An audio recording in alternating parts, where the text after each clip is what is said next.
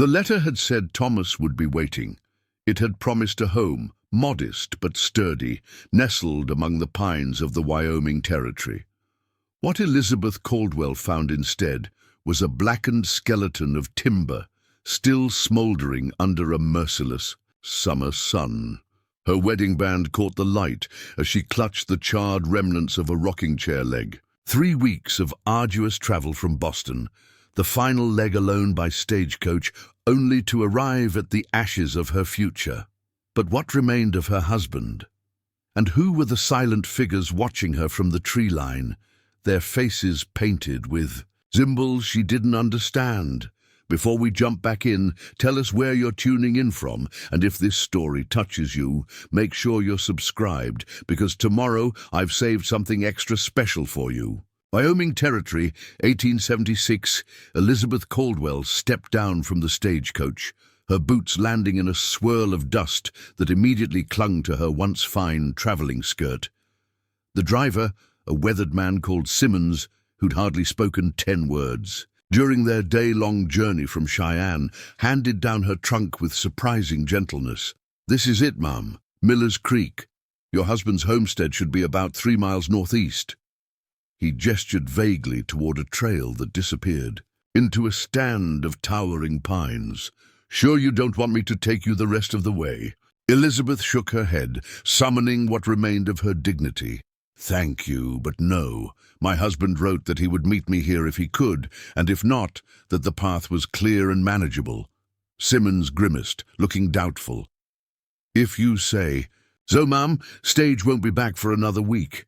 Elizabeth squared her shoulders, refusing to let her uncertainty show. After 23 years of sheltered Boston life, she'd married Thomas Caldwell by proxy 2 months ago. They had exchanged letters for a year after he'd placed an advertisement seeking a bride in her father's newspaper. Thomas's letters painted pictures of promise, a humble beginning that her determination and his carpentry skills would transform into something magnificent.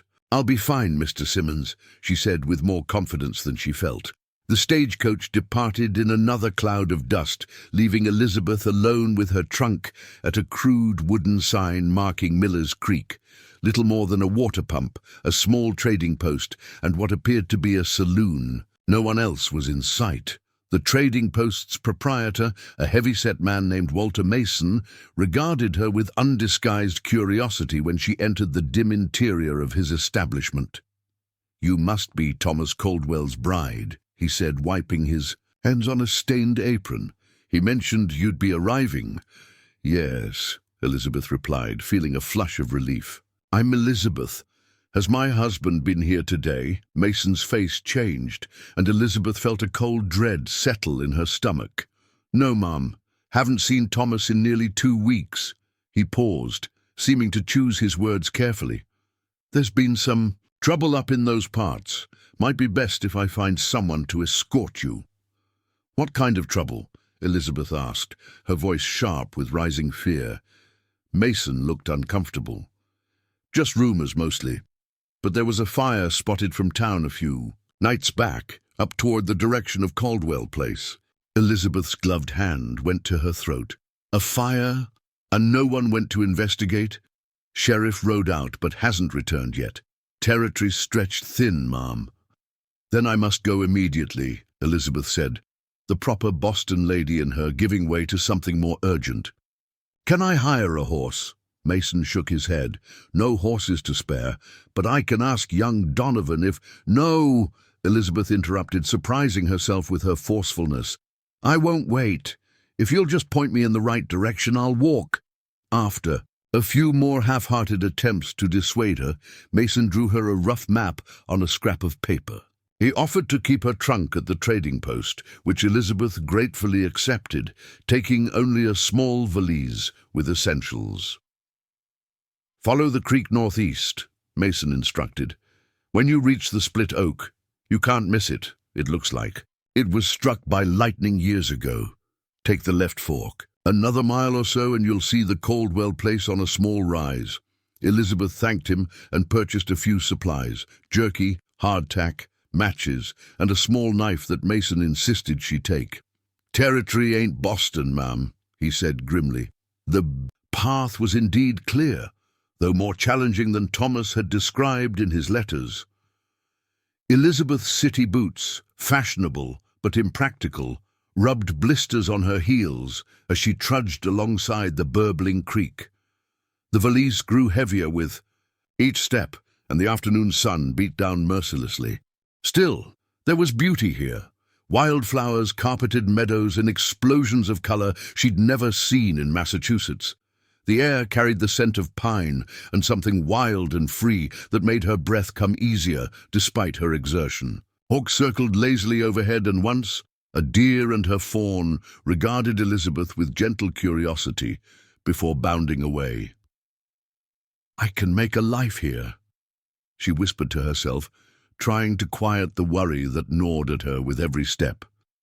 With Thomas, the split oak stood exactly as Mason had described, its massive trunk divided almost perfectly down the middle, blackened by some long-ago lightning strike, yet still alive, green leaves rustling in the breeze. Elizabeth took the left fork, noting how the path narrowed and became less defined.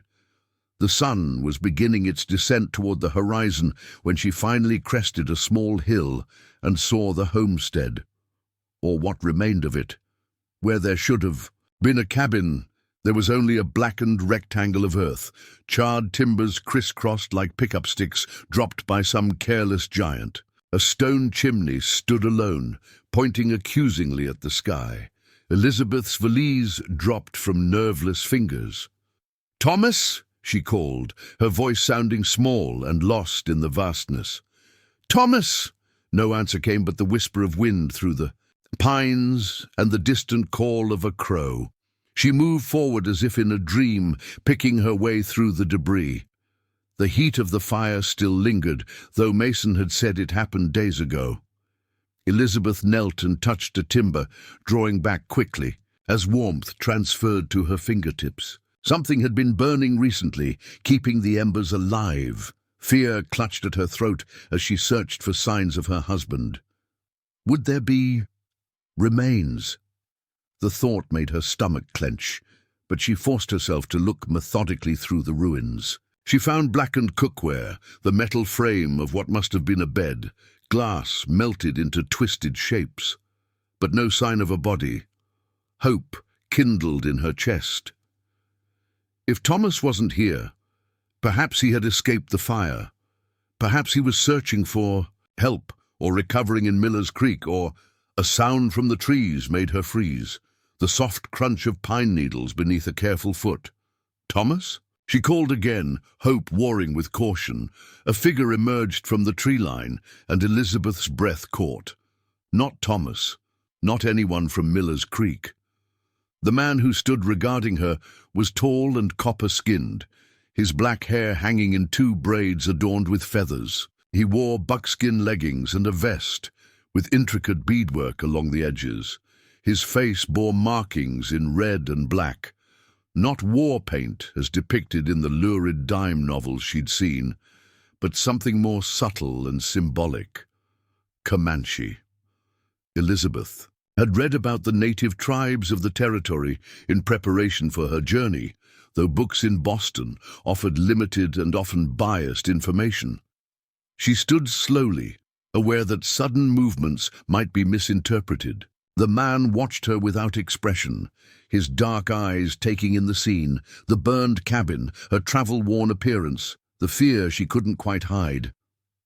Behind him, 2 more figures materialized from the woods, a younger man similarly dressed, and a woman whose long hair was adorned with small shells that made a delicate sound when she moved. Elizabeth gathered her courage and spoke. "Hello, I'm Elizabeth Caldwell. This," she gestured to the burned cabin, "was to be my home. My husband Thomas Caldwell." She trailed off, unsure how to continue or if they even understood English.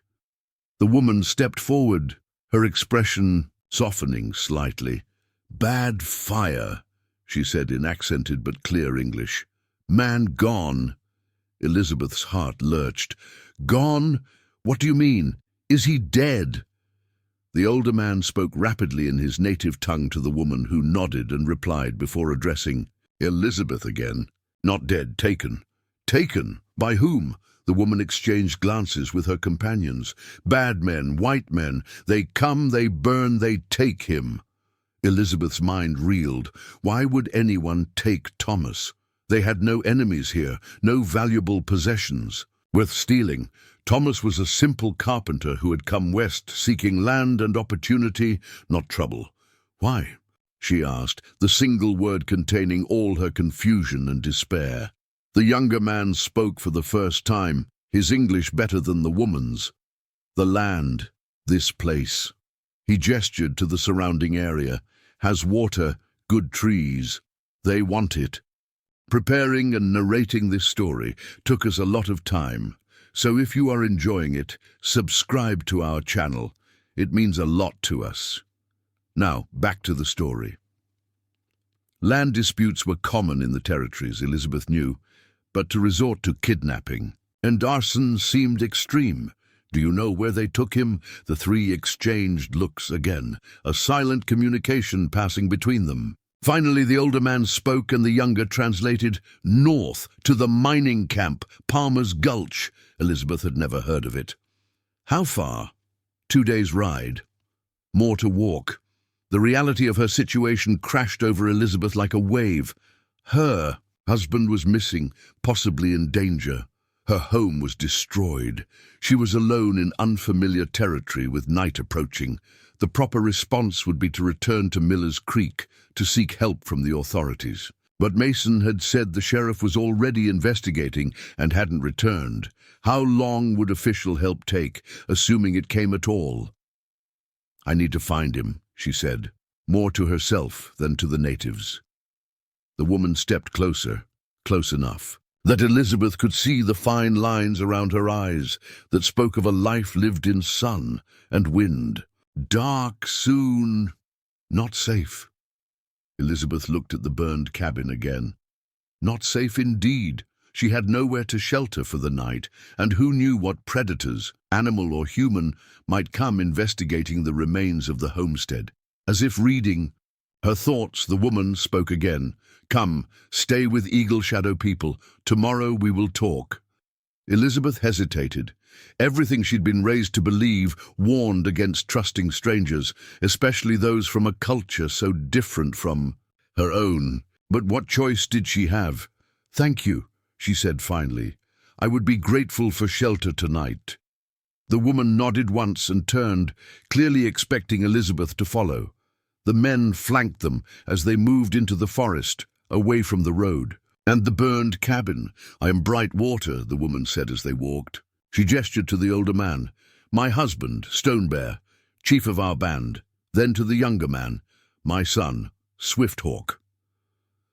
I'm pleased to meet you, Elizabeth said automatically, the social niceties of Boston surfacing even in these strange circumstances. Though I wish it were under better conditions. Brightwater's face remained impassive, but something like amusement flickered in her eyes. Yes, better if there is no fire. They walked for perhaps half an hour, following a game trail Elizabeth would never have noticed on her own. The forest grew denser, and just as she was beginning to wonder how much farther they would go, they emerged into a clearing. A small encampment spread before them, not the large village with teepees that Elizabeth had imagined, but a more modest arrangement of what appeared to be semi-permanent structures. There were perhaps a dozen dwellings, some traditional hide-covered lodges and others more cabin-like structures built of logs and brush. Children played near a central fire pit, their game involving much laughter and darting between the dwellings. Women worked at various tasks, tanning hides, weaving baskets, preparing food. A few men sat in a circle, engaged in what appeared to be a serious discussion. All activity paused as the newcomers entered the clearing. Every eye turned to Elizabeth, whose fair skin and European clothing marked her as conspicuously different. Stone Bear spoke in his language, his deep voice carrying across the clearing. Whatever he said caused the people to return to their activities, though Elizabeth noticed many curious glances still cast her way. Bright water led Elizabeth to one of the smaller lodges at the edge of the clearing. "You stay here," she said. "Food comes soon. Rest." Before Elizabeth could respond, the woman was gone, leaving her alone in front of the dwelling. After a moment's hesitation, Elizabeth ducked through the low entrance. The interior was dim, but not dark, light filtering through the smoke hole at the top and the hide covering the entrance. A fire pit occupied the center, though no fire burned at present. Furs and woven mats covered the ground, and various items hung from the lodge poles. Bundles of herbs, small pouches, what looked like ceremonial items. Elizabeth set down her valise and sank onto one of the furs, suddenly overwhelmed by the day's events. She had imagined her arrival in Wyoming territory countless times during the long journey from Boston, the meeting with her new husband, seeing their modest but promising home, beginning their life together. Instead, she found devastation, mystery, and herself dependent on the kindness of people she had been taught to fear. Tears welled in her eyes, but she blinked them back. Crying would solve nothing. Thomas needed her to be strong. A shadow fell across the entrance, and Elizabeth looked up to see a young Comanche woman, perhaps a few years younger than herself, carrying a wooden bowl. The woman smiled tentatively and offered the bowl with a slight bow. "Thank you," Elizabeth said, accepting it gratefully. The bowl contained a stew of some kind, with chunks of meat and unfamiliar roots or vegetables. It smelled surprisingly good, and Elizabeth realized she hadn't eaten since morning. She took a tentative spoonful, then another. The flavor was rich and hearty, though seasoned differently than she was accustomed to. The young woman remained, watching with evident curiosity. "Good?" she asked, her English halting. Elizabeth nodded. "Very good. Thank you." This seemed to please the woman, who smiled more broadly. "I am Spring Rain," she said, touching her chest. "Elizabeth," she replied, mimicking the gesture. Spring Rain settled on a fur across from Elizabeth, seemingly content to watch her eat. The silent scrutiny might have been uncomfortable under other circumstances, but there was such open curiosity in the young woman's gaze that Elizabeth found it more endearing than intrusive. When Elizabeth finished the stew, Spring Rain took the bowl and mimed drinking from a cup, a question in her eyes.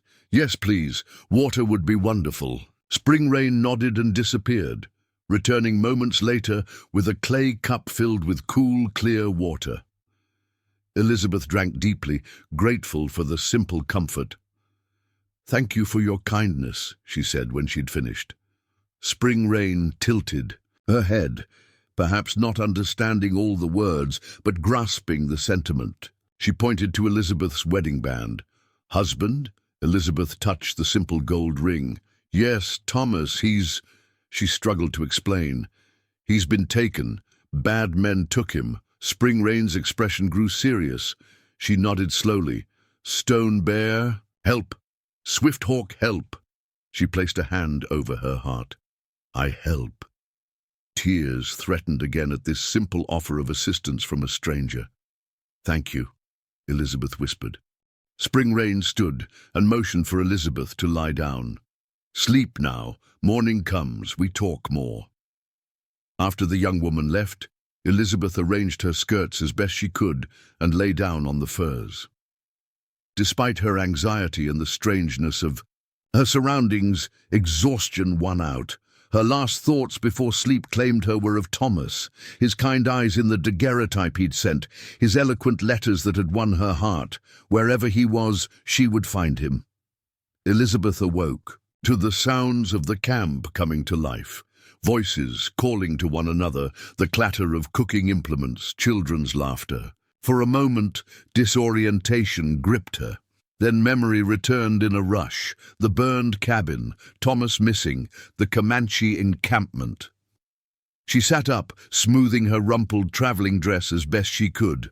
Her hair had mostly come loose from its pins during sleep, and she quickly rebraided and pinned it, wishing for a mirror and proper toiletries. The small valise contained a change of undergarments and a nightgown, but little else useful for an extended stay in the wilderness. The lodge entrance darkened, and Brightwater ducked inside, carrying a bundle of cloth. "Good morning," she said, her English careful and precise. "Bring clothes. You're not good for here." Elizabeth looked down at her travelling ensemble, a fashionable walking dress of wool with a bustle and numerous petticoats beneath. It had been practical for Boston and the train, but here in the Wyoming wilderness it was already showing signs of wear and impracticality. "Thank you," she said, accepting the bundle. Inside was a dress of soft deer hide, similar to what the Comanche women wore, but clearly adapted somewhat for a woman used to more coverage. There were also moccasins and leggings. Brightwater gestured to Elizabeth's corset, visible at the neckline of her dress. "That's too tight. Not good for work." Elizabeth flushed slightly. The idea of abandoning her corset seemed scandalous, but Brightwater was right. The restrictive garment would make physical labor nearly impossible. "I'll change," Elizabeth agreed. "Could I have some privacy?" Brightwater nodded and left the lodge. Elizabeth quickly shed her Boston attire, folding it carefully before donning the native clothing. The deer-hide dress felt strange against her. Skin, rougher than cotton or wool, yet somehow more comfortable. Without the corset and multiple layers, she felt almost naked, though the dress provided adequate coverage by any reasonable standard. When she emerged from the lodge, Elizabeth felt conspicuous in her new attire, but the Comanche seemed to approve. Several women nodded or smiled as she passed, following Brightwater to the central fire where a communal breakfast was being served. Stone Bear sat with several other men, including Swifthawk. They paused their conversation as Elizabeth approached. Stone Bear gestured for her to join them, speaking to Brightwater, who translated. "My husband says you are welcome among the Eagle Shadow Band. We know Thomas Caldwell. Good man. Helped our people when others would not." This was news to Elizabeth. "He helped you?" "How?" Swifthawk answered directly. "Winter, very cold. Soldiers keep us from hunting grounds. Thomas brings food, medicine. Say no one should starve." Elizabeth felt a surge of pride in the husband she barely knew. His letters had revealed a kind heart, but this concrete example of his character meant more than words on paper. "The men who took him," she said. "Do you know who they are?" Stone Bear spoke at length, his deep voice rising and falling in the musical cadence of the Comanche language. Swifthawk translated, "Palmer's men. James Palmer claims much land and says the government gives him rights. Lies. He wants all water, all good trees, build a big house while others suffer. But why take Thomas? Why not just drive him off?" More discussion between father and son. "Before," Swifthawk answered. "Thomas has paper, legal paper for land. Palmer cannot take if Thomas has paper." A deed. Thomas had mentioned securing legal title to his homestead, proud of doing things properly through the Territorial Land Office. "So, they took him to get the deed?" Elizabeth asked. Swifthawk nodded. "Or make him sign a new paper, give land to Palmer." The pieces were falling into place. "But they burned the cabin. Why?" "Warning," Brightwater said simply, "to others who fight Palmer." Elizabeth's hands clenched in her lap. "I need to find Thomas. I need to help him." Stone Bear spoke again, and this time his son translated with evident reluctance. "Father says Palmer's Gulch is dangerous. Many bad men. Not a place for women alone." "I'm not asking to go alone," Elizabeth said, meeting Stone Bear's gaze directly. "I'm asking for help." The chief regarded her steadily, his weathered face unreadable. Finally, he spoke a single sentence. Swifthawk translated, "Why should Eagle Shadow people risk for white man's trouble?" It was a fair question. The Comanche had their own struggles, their own battles with encroaching settlers, and a government that consistently broke its promises. Why should they risk themselves for a woman they'd just met, and a man who, while kind, was still part of the wave of settlement that threatened their way of life? Elizabeth thought carefully before answering. Because Thomas helped you when you needed it, expecting nothing in return. Because what Palmer is doing threatens not just us, but you as well. Because...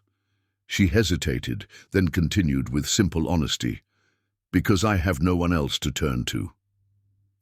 Stone Bear was silent for a long moment, his dark eyes never leaving Elizabeth's face. Then he nodded once and spoke again. Swifthawk's translation came with a hint of a smile. Father says we will help.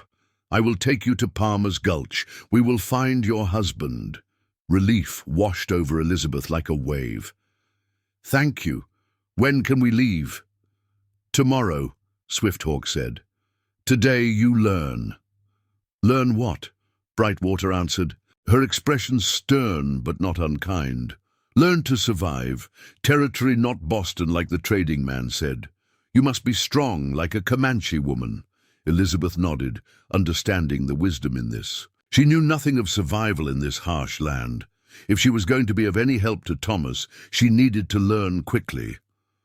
I'm ready, she said, squaring her shoulders. Teach me. What followed was the most demanding day of Elizabeth's life.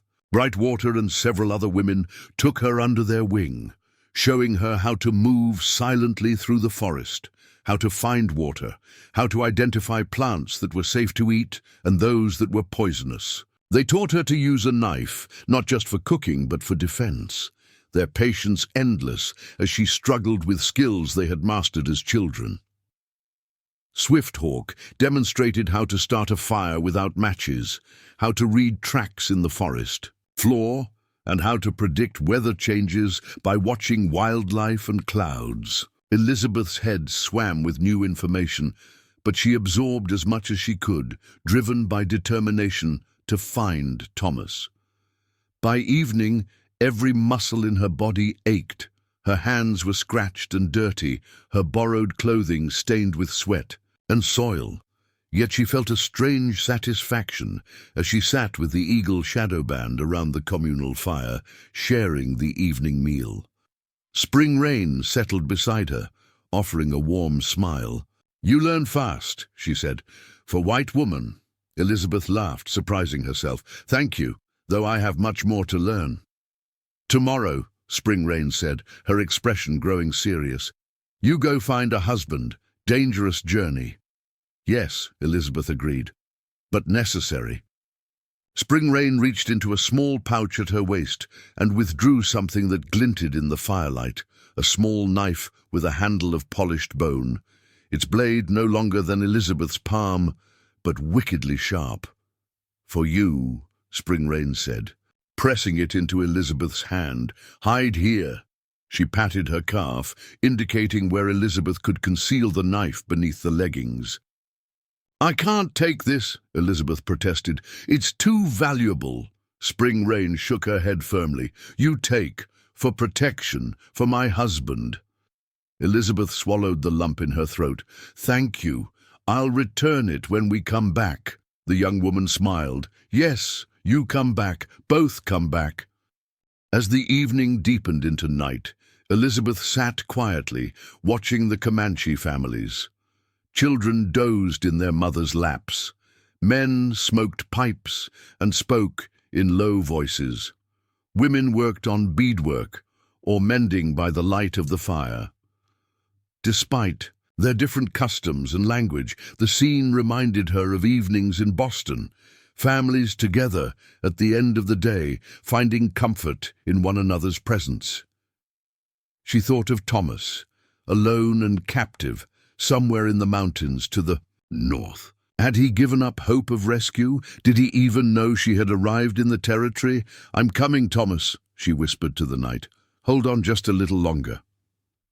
As she retired to the guest lodge, Elizabeth found herself grateful for the unexpected kindness of the Eagle Shadow Band. In her darkest moment, she had found allies where she least expected them. Tomorrow would bring new challenges, but tonight she would rest and gather her strength. For the first time since discovering the burned cabin, Elizabeth felt something beyond fear and despair. She felt hope, and with it, a steely determination. Whatever lay ahead at Palmer's Gulch, she would face it. She would find Thomas, and somehow, together, they would rebuild what had been destroyed. Dawn broke with a palette of pinks and golds that stretched across the eastern horizon, silhouetting the distant mountains. Elizabeth stood at the edge of the Eagle Shadow camp, dressed in her Comanche clothing, a small pack containing essentials strapped to her back. Despite the inadequate rest, she felt alert, driven by purpose. Swift Hawk approached, leading two horses, sturdy mustangs with short, strong legs well suited to mountain terrain. One carried additional supplies secured with leather straps. "You rode before?" he asked, handing Elizabeth the reins to a dun-colored mare. "Yes," she replied. Her father had insisted his daughters learn to ride properly, though always side-saddle, on gentle horses in Boston parks. This would be different. Swift Hawk seemed to read her thoughts. "Not like city riding," he warned, "but Sky Dancer is a patient horse." The mare regarded Elizabeth with intelligent eyes, ears flicking forward. With interest, Elizabeth stroked the animal's nose, earning a soft nickering sound. Behind them, several members of the Eagle Shadow Band gathered to see them off. Brightwater stepped forward, offering Elizabeth a small pouch. "Medicine," she explained. "For pain, for fever. Thomas may need it." "Thank you," Elizabeth said, carefully tucking the pouch into her pack. Stone Bear approached next, his face solemn. He held a well-worn Winchester rifle, which he presented to Swift Hawk along with a belt of ammunition. Father and son exchanged words in Comanche before Stone Bear turned to Elizabeth. "My son will guide you," he said, through Swift Hawk's translation. "Find a husband, but promise, if danger is too great, you listen to Swift Hawk. Come back safely." Elizabeth met his gaze steadily. "I promise to be careful, and to bring your son back safely." Stone Bear nodded, apparently satisfied. Spring rain was last to approach. She embraced Elizabeth quickly, a gesture that surprised and touched her. "Strong heart," the young woman said, "like a Comanche woman." With final farewells exchanged, Elizabeth mounted Sky Dancer, grateful for the patient mare as she adjusted to the unfamiliar riding style. Swift Hawk led them north at a steady pace, following game trails that wound through thick pine forests. They rode in companionable silence for the first hour, Elizabeth focusing on matching her body's movements to the horse's rhythm. When the forest opened into a high meadow, Swift Hawk slowed his mount to ride alongside her. "Palmer's Gulch," he said, pointing to the mountain range ahead. "In the valley beyond the first ridge, mining camp. Many men, few women." He glanced at her meaningfully. "Bad place." "What can you tell me about Palmer?" Elizabeth asked. Swift Hawk's expression darkened. "Came 3 summers ago. First, just mining, then build a big house, say all land his. Drive away settlers who, they know, steal cattle, burn homes. And the law allows this? Sheriff bought. Territorial judge too far? Palmer has many men with guns." Elizabeth digested this information grimly. They weren't just facing a land-greedy businessman, but someone who had established a small kingdom through violence and corruption. "How will we find Thomas in such a place?" she wondered aloud. "First watch," Swift Hawk replied. "Learn who is who, where prisoners kept." He patted the rifle secured to his saddle. "Then make a plan." They rode through the morning and into the afternoon, stopping briefly to rest the horses and eat a simple meal of jerky and dried berries. The terrain grew steadily more challenging, the trail winding higher into the mountains. Elizabeth's muscles protested the unfamiliar exertion, but she refused to complain. Every mile brought her closer to Thomas. The thought of him waiting, perhaps believing himself abandoned, drove her forward despite the discomfort. As the shadows lengthened, Swift Hawk led them off the trail into a dense stand of pine and aspen. In a small clearing, well hidden from the path, he dismounted. "Camp here," he said. "Not safe closer to Palmer's Gulch at night. Guards patrol." Elizabeth slid from Skydancer's back, her legs nearly buckling when they hit the ground. Swift Hawk pretended not to notice, busying himself with the horses while she regained her composure. They worked together to establish a small camp, Swift Hawk showing Elizabeth how to build a fire that produced minimal smoke. He disappeared briefly into the forest, returning with 2 rabbits, which he deftly skinned and prepared for cooking. "Tomorrow," he said as they ate, "we reach the edge of Palmer's land. Must be more careful. Leave horses hidden. Go on foot." Elizabeth nodded, mentally preparing herself. "What does Palmer's Gulch look like? How large is it?" Swift Hawk used a stick to draw in the dirt between them. "Valley, like a bowl," he explained, sketching an oval shape. "Creek, through the middle. Mining. Buildings here." He marked several squares on one side of the line, representing the creek. Palmer's house here on a hill. A larger square appeared above the mining operations. Men's cabins, saloon here. More marks clustered on the opposite side of the creek. Woods all around, but cleared near buildings. Hard to hide. Elizabeth studied the crude map, committing it to memory. "Do you know where they might keep prisoners?" Swift Hawk marked a spot near Palmer's house. "Building with bars, for miners who steal gold or fight too much." He looked up at her, his dark eyes serious in the firelight. "But Thomas might be in a big house. If Palmer wants him to sign papers." It made sense. If Palmer was trying to force Thomas to sign over his land rights, he might keep him close. "How do we get close enough to find out?" Elizabeth asked. Swift Hawk considered for a moment. "I watch first. Know their patterns. You—" He hesitated. "What?" "White women alone they notice, but white woman they think is a certain kind of woman." He looked uncomfortable. Elizabeth understood immediately. "They might think I'm a prostitute coming to work in the saloon." Swift Hawk nodded, seeming relieved she'd grasped his meaning without further explanation. "That could be useful," Elizabeth said, thinking aloud. "No one pays much attention to such women, yet they often hear things." "Dangerous," Swift Hawk warned. "Palmer's men are not gentle with women." "I'll be careful," Elizabeth assured him, "but I won't stay hidden while you take all the risks." They continued planning late into the evening, discussing approaches and contingencies. When they finally settled to sleep, Elizabeth stared up at the stars visible through gaps in the canopy above. Somewhere, under these same stars, Thomas was, waiting. She would not fail him. Morning came with a heavy mist that clung to the mountainside, limiting visibility but providing useful concealment. They broke camp efficiently, leaving no trace of their presence, and continued their journey. By mid-morning, Swift Hawk called a halt in a secluded ravine. "Leave horses here," he said. "Two open ahead." They secured the animals with enough lead rope to allow grazing and access to a small stream. Swift Hawk handed Elizabeth the rifle. "You know how to use it?" "My father taught me the basics," she replied, checking that the Winchester was loaded. With the practiced movements her father had drilled into her and her sisters, though he never imagined I'd need the skill. Swift Hawk nodded approvingly. "Keep with you. I go ahead, Scout. You follow the ridge." He pointed to a rocky outcropping. "Above them. See camp from there, safe distance. And then I will find you by sunset. We make better plans."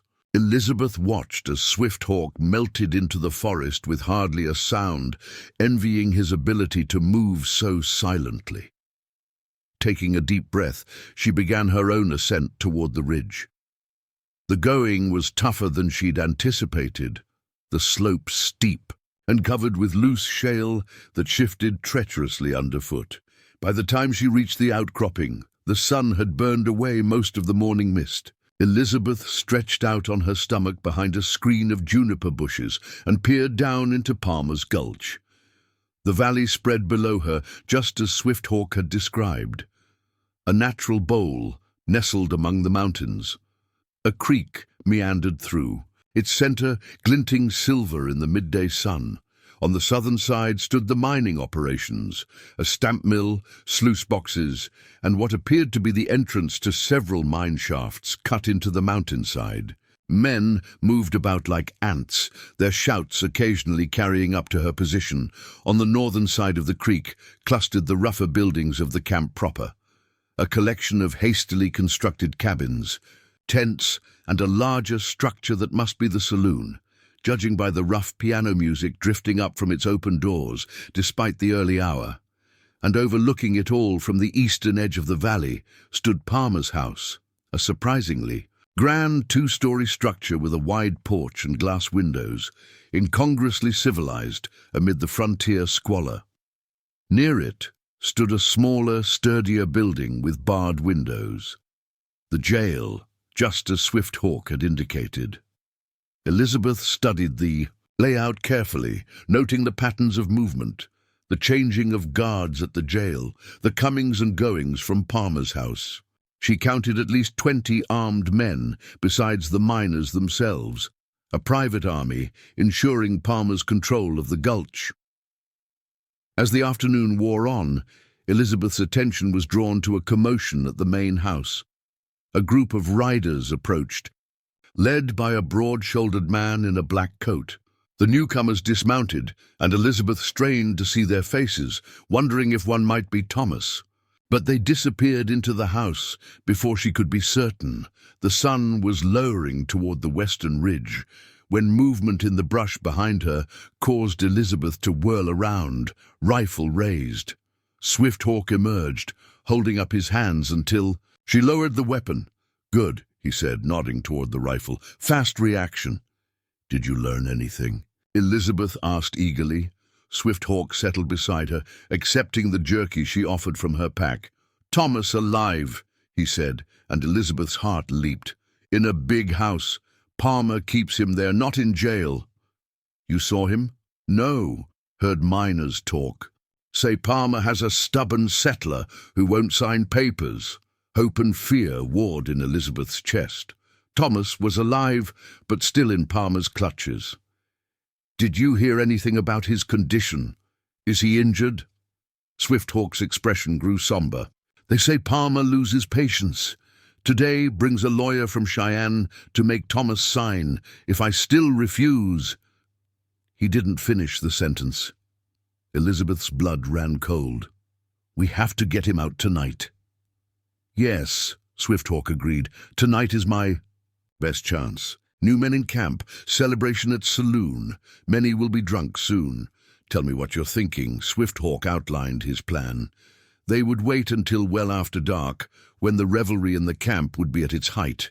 Swift Hawk would create a distraction, a fire at the farthest mine building, drawing attention and manpower away from the main house. Meanwhile, Elizabeth would approach from the rear and attempt to locate and free Thomas. Palmer's room in front of the house. Swift Hawk explained, "Study where he keeps Thomas on the first floor, back corner. Window has bars, but a door inside the house." "How do you know this?" Elizabeth asked, amazed at his detailed knowledge. "Talk to a Chinese cook who delivers food. Not all in camp are loyal to Palmer." As night fell, they made their way down, from the ridge circling to approach the valley from the east, behind Palmer's house. The darkness provided cover, but made the descent treacherous. More than once, Elizabeth nearly lost her footing on the steep, rocky slope. By the time they reached the tree line behind Palmer's house, the saloon was in full swing, raucous laughter and shouted songs drifting across the valley. Lights blazed from every window of the establishment, while Palmer's house showed illumination only on the first floor. Swift Hawk touched Elizabeth's arm, pointing to a window at the rear corner of the house. A shadow moved across it, a guard patrolling inside. "Remember," Swift Hawk whispered, "wait for the fire, count to 100, then go." Elizabeth nodded, her mouth too dry for speech. Swift Hawk melted into the darkness, heading toward the mining operations on the far side of the valley. Alone, Elizabeth crouched in the shadows, the minutes stretching endlessly. She checked the knife hidden in her boot, Spring Rain's gift, and touched the medicine pouch from Bright Water. Simple items that connected her to the Eagle Shadow Band, reminding her she wasn't truly alone. A distant shout broke the night's relative quiet, followed by more voices raised in alarm. Orange light flickered against the mountainside as flames engulfed one of the ore processing sheds. Men poured from the saloon and surrounding cabins, running toward the blaze. Elizabeth counted slowly to 100, watching as the guard inside. Palmer's house peered out a front window, then hurried out the main door toward the commotion. Now, she darted from the tree line, keeping low, and pressed herself against the rear wall of the house. Moving carefully, window by window, she peered into each room. A kitchen empty, a dining room with the remains of a meal still on the table, a study with bookshelves and a large desk. At the corner window, she finally saw what she sought. A small room, sparsely furnished with a cot and chamber pot, and sitting on the cot, head in hands, was a man, Thomas. Even in the dim light, she recognized him from his daguerreotype, tall and broad-shouldered, with a strong jaw now covered. In several weeks' worth of beard, he looked thinner than in the picture, and he held himself as if in pain, but he was undeniably alive. Elizabeth tapped gently on the glass. Thomas's head shot up, eyes widening as he spotted her face in the window. He rose quickly, limping slightly as he came to the window. "Elizabeth," he mouthed, disbelief written across his features. She nodded, pointing to the door, miming a question. "Which way?" Thomas pointed to his left, holding up one finger, then two. One door, then two doors down the hallway. Elizabeth held up a hand. "Wait," then crept around to the back door of the house. It was locked, as expected, but the kitchen window nearby was unlatched. Small blessings. She eased it open and climbed. Through, finding herself in the dark kitchen, voices from the front of the house froze her in place. "Damn convenient timing for a fire, isn't it?" A deep, cultured voice that could only belong to Palmer. "Stedman, stay here with the prisoner. Jackson, round up whoever's not fighting the fire and search the perimeter. This smells like a rescue attempt." Heavy footsteps moved toward the back of the house. Toward her, Elizabeth scrambled for a hiding place, ducking into a large pantry just as a man entered the kitchen. Through the slats in the pantry door, she watched as he lit a lamp and placed it on the kitchen table, then drew his revolver and checked that it was loaded. The guard, Stedman presumably, settled at the table, his back to the pantry, facing the hallway that must lead to Thomas's room. Elizabeth held her breath, mind racing. She couldn't overpower an armed man, and any attempt to sneak past him would certainly be noticed. The distant commotion of the fire provided some cover, but not enough. She needed a distraction.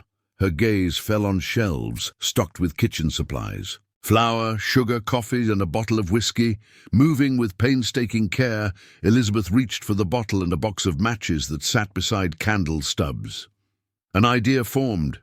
Desperate, dangerous, but possibly effective. She struck a match and held it to a corner of her outer deerskin vest, letting the edge begin to burn. Then, holding her breath against the smoke, she threw both the flaming vest and the whiskey bottle out of the pantry toward the far side of the kitchen. The bottle shattered against the stone hearth, alcohol igniting with a whoosh as it contacted the flames. Stedman leaped to his feet with a startled curse, firing blindly toward the source of the explosion. Elizabeth burst from the pantry in the opposite direction, Spring Rain's knife in hand. Before Stedman could turn, she was on him, driving the blade into his upper thigh with all her strength. The man howled in pain, dropping his gun as he clutched at the wound. Elizabeth kicked the weapon away, then brought a cast-iron skillet down on Stedman's head with a sickening crack. He crumpled to the floor, unconscious or worse. She couldn't spare the time to determine which. The kitchen fire was spreading, flames licking up the curtains and across the wooden counters. Elizabeth grabbed the guard's fallen revolver and ran for the hallway, counting doors. The first was unlocked, a linen closet. The second was secured with a heavy padlock. "Thomas!" she called, no longer concerned with silence as smoke began to fill the hallway. "Elizabeth! Thank God!" His voice, muffled through the thick door, was the sweetest sound she'd ever heard. "Stand back," she warned, then fired at the padlock. The first shot went wide, splintering the doorframe. The second hit the lock, damaging but not breaking it. With the third shot, the lock gave way. Thomas pulled the door open from the inside, staring at her in wonder. "You're really here," he breathed.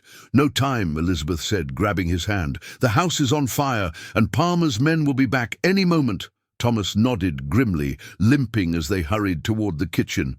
The fire had spread rapidly, blocking their exit. Smoke clouded the air, making them cough and their eyes water. "Back door," Thomas gasped, pulling Elizabeth toward another hallway. They stumbled through the thickening smoke, finding the door just as shouts indicated more of Palmer's men had noticed the house fire. Outside, the night air was blessedly clean despite the distant smoke from Swift Hawk's diversion. Thomas leaned heavily on Elizabeth as they made for the tree line, his injured leg clearly causing him significant pain. "I can't believe you found me," he said as they paused in the shelter of the first pines. "When I saw the cabin burned, No," Elizabeth cut him off. "But explanations can wait. We need to get to the meeting point." Swift Hawk had designated a lightning-struck pine about a quarter-mile east as their rendezvous. They moved as quickly as Thomas's condition allowed, the sounds of shouting and gunfire echoing across the valley behind them.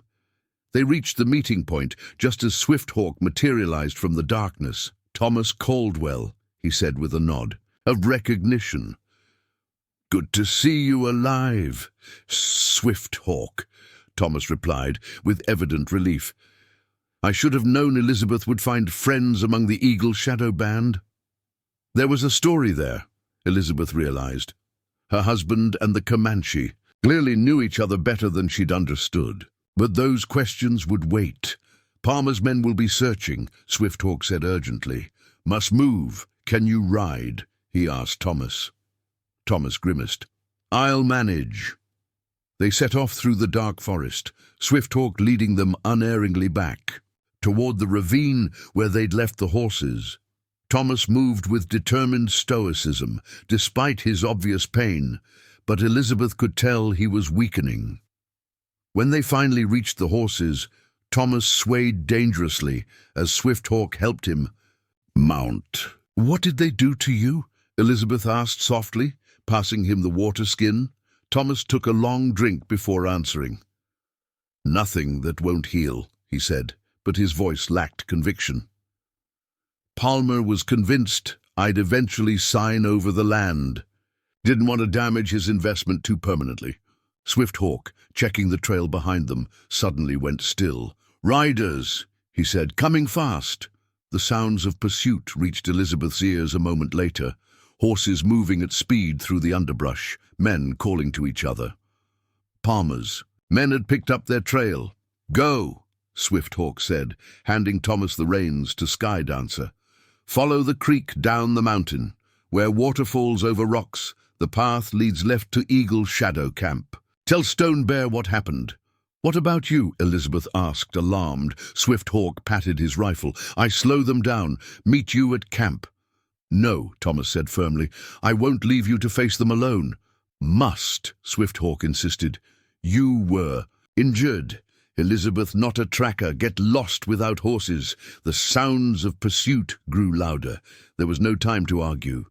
"Be careful," Elizabeth said, squeezing Swift Hawk's arm. "Your father made me promise to bring you back safely." Swift Hawk's teeth flashed white in a brief smile. "Tell him I remember his teaching." He melted into the underbrush, rifle in hand. Elizabeth mounted behind Thomas, supporting him as they set off down the narrow game trail that followed the creek. Behind them, the crack of Swift Hawk's rifle echoed through the mountains, followed by shouts of confusion from their pursuers. "He'll be all right," Thomas said, though uncertainty tinged his voice. "Swift Hawk knows these mountains better than anyone." Elizabeth hoped he was right as they pushed on through the darkness, the sounds of gunfire growing more distant behind them. Thomas leaned more heavily against her with each passing mile, his strength clearly fading.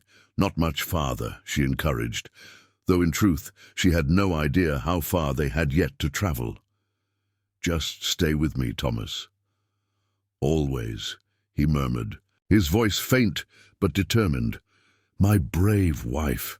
They rode on into the night, guided by starlight and the silver ribbon of the creek, leaving Palmer's Gulch and its dangers behind. Ahead lay the Eagle Shadow Camp, safety, and the chance to begin again from the ashes of what had been destroyed. Behind them, Swifthawk fought to give them that chance, a shadow among shadows, as elusive as his namesake in the darkness of the Wyoming wilderness. The eastern sky had just begun to lighten when Elizabeth and Thomas reached the waterfall Swifthawk had described. The thundering cascades spilled over moss-covered rocks, creating a fine mist that cooled their faces as they paused to rest the tired horses. "Left path," Thomas murmured, gesturing weakly toward a nearly invisible trail that branched away from the creek. His voice was thin with exhaustion, his body slumped against Elizabeth's chest as she held him in the saddle. "Stay with me," she urged, feeling his strength ebbing. She'd noticed the spreading dark stain on his shirt hours ago, but had pushed on, knowing their survival depended on reaching the Eagle Shadow Camp before Thomas's strength gave out completely. The path climbed steeply away from the waterfall, winding through dense forest that gradually gave way to more open terrain as dawn broke fully across the mountains. When they finally crested a rise overlooking the Comanche encampment, Elizabeth nearly wept with relief. Stone Bear himself stood at the edge of the camp, as if he'd been watching for their return. He barked orders that sent several warriors running toward them as Elizabeth guided the horses down the slope. "Swifthawk?" Stone Bear asked immediately, his weathered face showing rare emotion as he helped lift Thomas from the saddle. "Stayed behind to delay Palmer's men," Elizabeth explained, dismounting on legs that threatened to buckle beneath her. "He told us to tell you he remembers your teaching." A flicker of pride crossed Stone Bear's face before concern reasserted itself. "Palmer's men follow?" "I don't think so," Elizabeth said. "We heard gunfire for a while, then nothing. Swifthawk led them away from our trail." Thomas, barely conscious now, was being carried toward one of the larger lodges. Elizabeth followed, her fatigue momentarily forgotten in her concern for her husband. Inside the lodge, Brightwater already knelt beside a bed of furs, various pouches and implements arranged nearby. The older woman took one look at Thomas and began issuing rapid instructions to several helpers. "How bad?" Elizabeth asked, kneeling beside her husband. Brightwater's expression was grave as she cut away Thomas's blood-soaked shirt, revealing an ugly wound in his side. "Bullet," she said simply. "Still inside." Thomas stirred, his eyes finding Elizabeth's face. "I'm sorry," he whispered. "Not the welcome I planned for my bride." Elizabeth took his hand, surprised at how natural the gesture felt, despite having met him in person only hours ago. "Hush now, save your strength." Brightwater placed a gentle hand on Elizabeth's shoulder. "Must remove the bullet. Can you help?" Elizabeth nodded, swallowing her fear. She'd never tended a gunshot wound, but her father's library had contained medical texts which she'd studied out of intellectual curiosity. That knowledge, limited though it was, would have to suffice. What followed were the most harrowing hours of Elizabeth's life. Brightwater worked with practiced efficiency, using tools both familiar and strange to Elizabeth's eyes. A knife heated to glowing in the fire, herbal poultices with pungent medicinal scents, a bone needle and sinew thread for stitching. Thomas bore the procedure with stoic endurance, a leather strap between his teeth, his hand crushing Elizabeth's until she lost feeling in her fingers. When Brightwater finally extracted the misshapen lead ball from his side, he lost consciousness. A mercy, Elizabeth thought, as the wound still needed cleaning and closing. "He is strong," Brightwater said approvingly as they finished bandaging his torso. "Good husband." "Yes," Elizabeth agreed, though in truth she barely knew the man she'd married. Their courtship had been conducted entirely through letters, his proposal accepted based on written words rather than shared experiences. Yet in the past day, she'd risked her life for him without hesitation. There was something there, some connection, that transcended their brief acquaintance. "Rest now," Brightwater advised. "Others watch him." Elizabeth wanted to protest, to insist on staying by Thomas's side, but exhaustion claimed her. She allowed herself to be led to the guest lodge, where she'd spent her first night with the Eagle Shadow Band, now a lifetime ago. She barely managed to remove her boots before collapsing onto the furs, sleep claiming her instantly. She awoke to the sound of voices outside the lodge, excited, animated voices speaking in Comanche. For a disorienting moment, Elizabeth couldn't remember where she was or how she'd come to be there. Then memories flooded back. Thomas, the rescue, Swift Hawk staying behind. Elizabeth scrambled to her feet, pushing through the lodge entrance into the late afternoon sunlight. A small crowd had gathered at the edge of the camp, surrounding two figures approaching on horseback. Swift Hawk rode at the front, his expression impassive despite what appeared to be a bloody bandage around his upper arm. Behind him, secure but clearly uncomfortable, rode a white man Elizabeth didn't recognize. Stone Bear stepped forward to meet his son, placing a hand on Swift Hawk's leg in a gesture of quiet pride before turning his attention to the stranger. "Who is this?" he asked in English, his tone making it clear the answer would be satisfactory. Swift Hawk dismounted smoothly despite his injury. "Sheriff Donovan, from Miller's Creek, found him searching for Thomas Caldwell." The sheriff, a lean man with a salt-and-pepper mustache and world-weary eyes, climbed down from his horse with considerably less grace. "Ma'am," he acknowledged Elizabeth with a nod. "You must be Mrs. Caldwell. Walter Mason, at the trading. Post told me you'd arrived looking for your husband." "Yes," Elizabeth confirmed, studying the man cautiously. Swift Hawk had mentioned that the local law enforcement was in Palmer's pocket. "My husband is here, recovering from a gunshot wound, inflicted while he was being held prisoner at Palmer's Gulch." Sheriff Donovan's eyebrows rose. "That's a serious accusation." "It's the truth," Elizabeth stated firmly. Stone Bear gestured toward the central fire. "Come, sit, talk." As they settled around the fire, spring rain brought Elizabeth a cup of strong tea and a knowing smile. "Swift Hawk safe," she whispered, "as I said you would be." Elizabeth smiled gratefully, then turned her attention to the sheriff, who was explaining his presence in the mountains. "After the fire was reported at the Caldwell homestead, I rode out to investigate. Found signs of a struggle, but no bodies. Been tracking since then, trying to piece together what happened." He glanced at Swift Hawk. "Your friend here found me near Palmer's Gulch, watching the commotion from the mountain." "What commotion?" Elizabeth asked. "Palmer's house burned too." "The ground," Donovan said bluntly. "2 of his men died and several more wounded. Palmer himself took a bullet in the shoulder." Elizabeth's stomach twisted. "We didn't mean for anyone to die. We just wanted to free Thomas." Donovan studied her for a long moment. "Mrs. Caldwell, I've been sheriff in Miller's Creek for 15 years. Wasn't always friendly with the Comanche." He nodded respectfully towards Stone Bear, "But we've come to an understanding over time. I know Palmer's reputation. Been trying to build a case against him for months, but he's careful, and he has friends in Cheyenne." "You're not working for him?" Elizabeth asked, surprised. Donovan actually chuckled. "No, ma'am, though he's tried to buy me off plenty of times."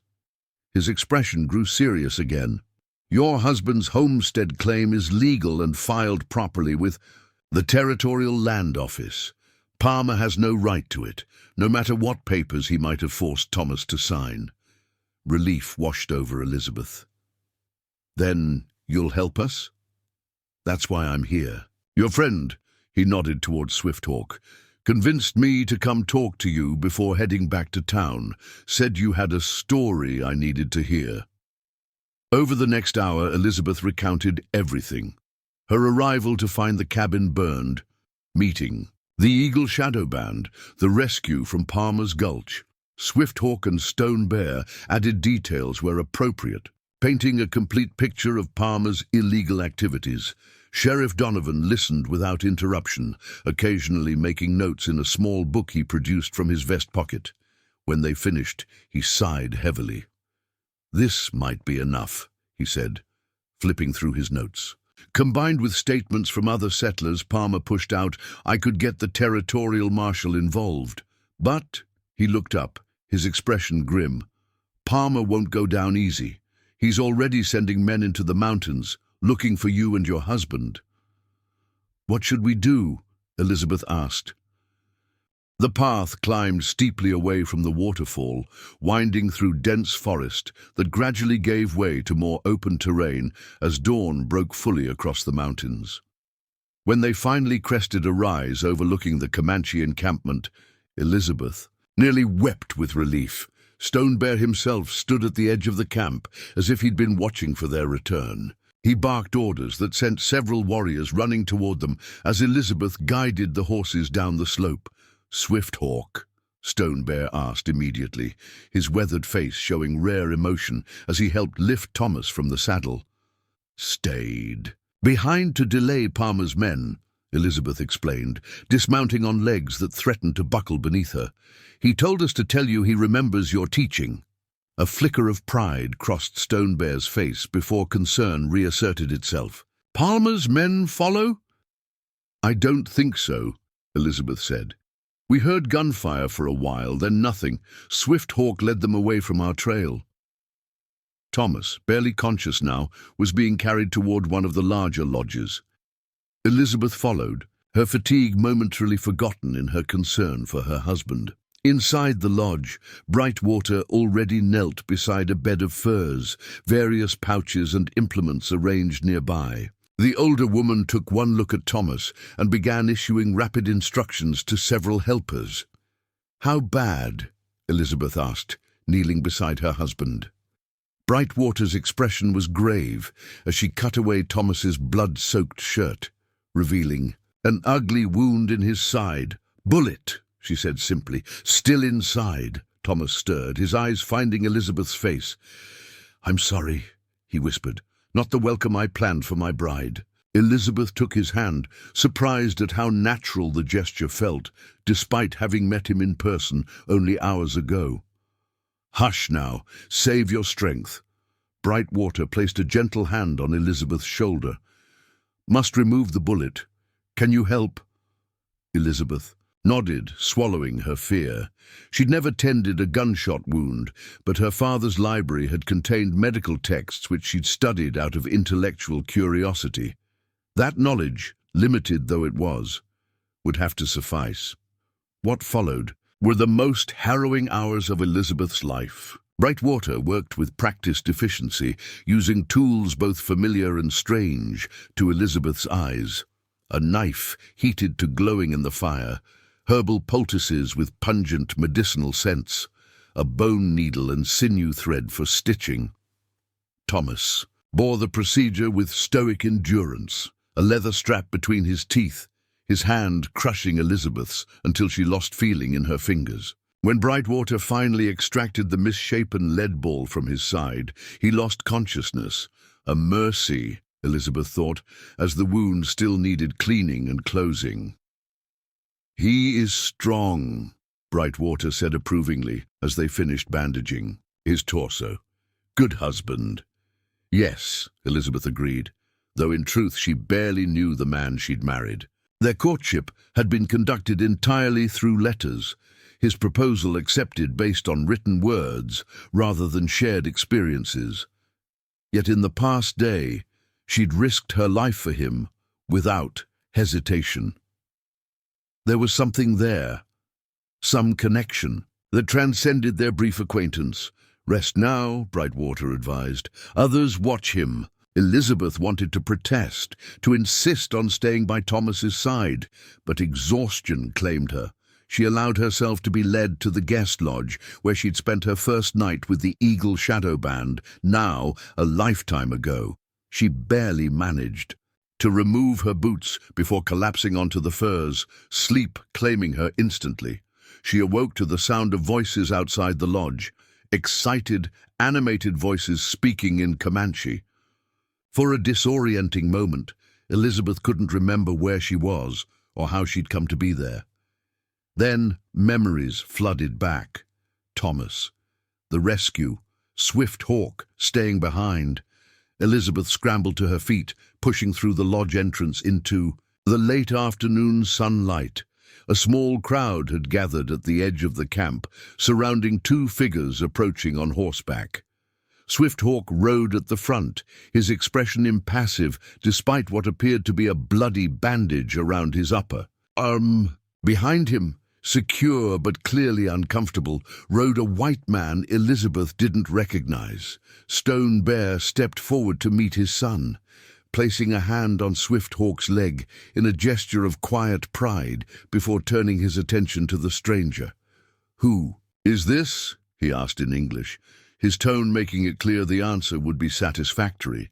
Swift Hawk dismounted smoothly despite his injury. "Sheriff Donovan, from Miller's Creek, found him searching for Thomas Caldwell." The sheriff, a lean man with a salt-and-pepper mustache and world-weary eyes, climbed down from his horse with considerably less grace. "Ma'am," he acknowledged Elizabeth with a nod. "You must be Mrs. Caldwell. Walter Mason, at the trading. Post told me you'd arrived looking for your husband." "Yes," Elizabeth confirmed, studying the man cautiously. Swift Hawk had mentioned that the local law enforcement was in Palmer's pocket. "My husband is here, recovering from a gunshot wound, inflicted while he was being held prisoner at Palmer's Gulch." Sheriff Donovan's eyebrows rose. "That's a serious accusation." "It's the truth," Elizabeth stated firmly. Stone Bear gestured toward the central fire. "Come, sit, talk." As they settled around the fire, spring rain brought Elizabeth a cup of strong tea and a knowing smile. "Swift Hawk safe," she whispered, "as I said you would be." Elizabeth smiled gratefully, then turned her attention to the sheriff, who was explaining his presence in the mountains. "After the fire was reported at the Caldwell homestead, I rode out to investigate. Found signs of a struggle, but no bodies. Been tracking since then, trying to piece together what happened." He glanced at Swift Hawk. "Your friend here found me near Palmer's Gulch, watching the commotion from the mountain." "What commotion?" Elizabeth asked.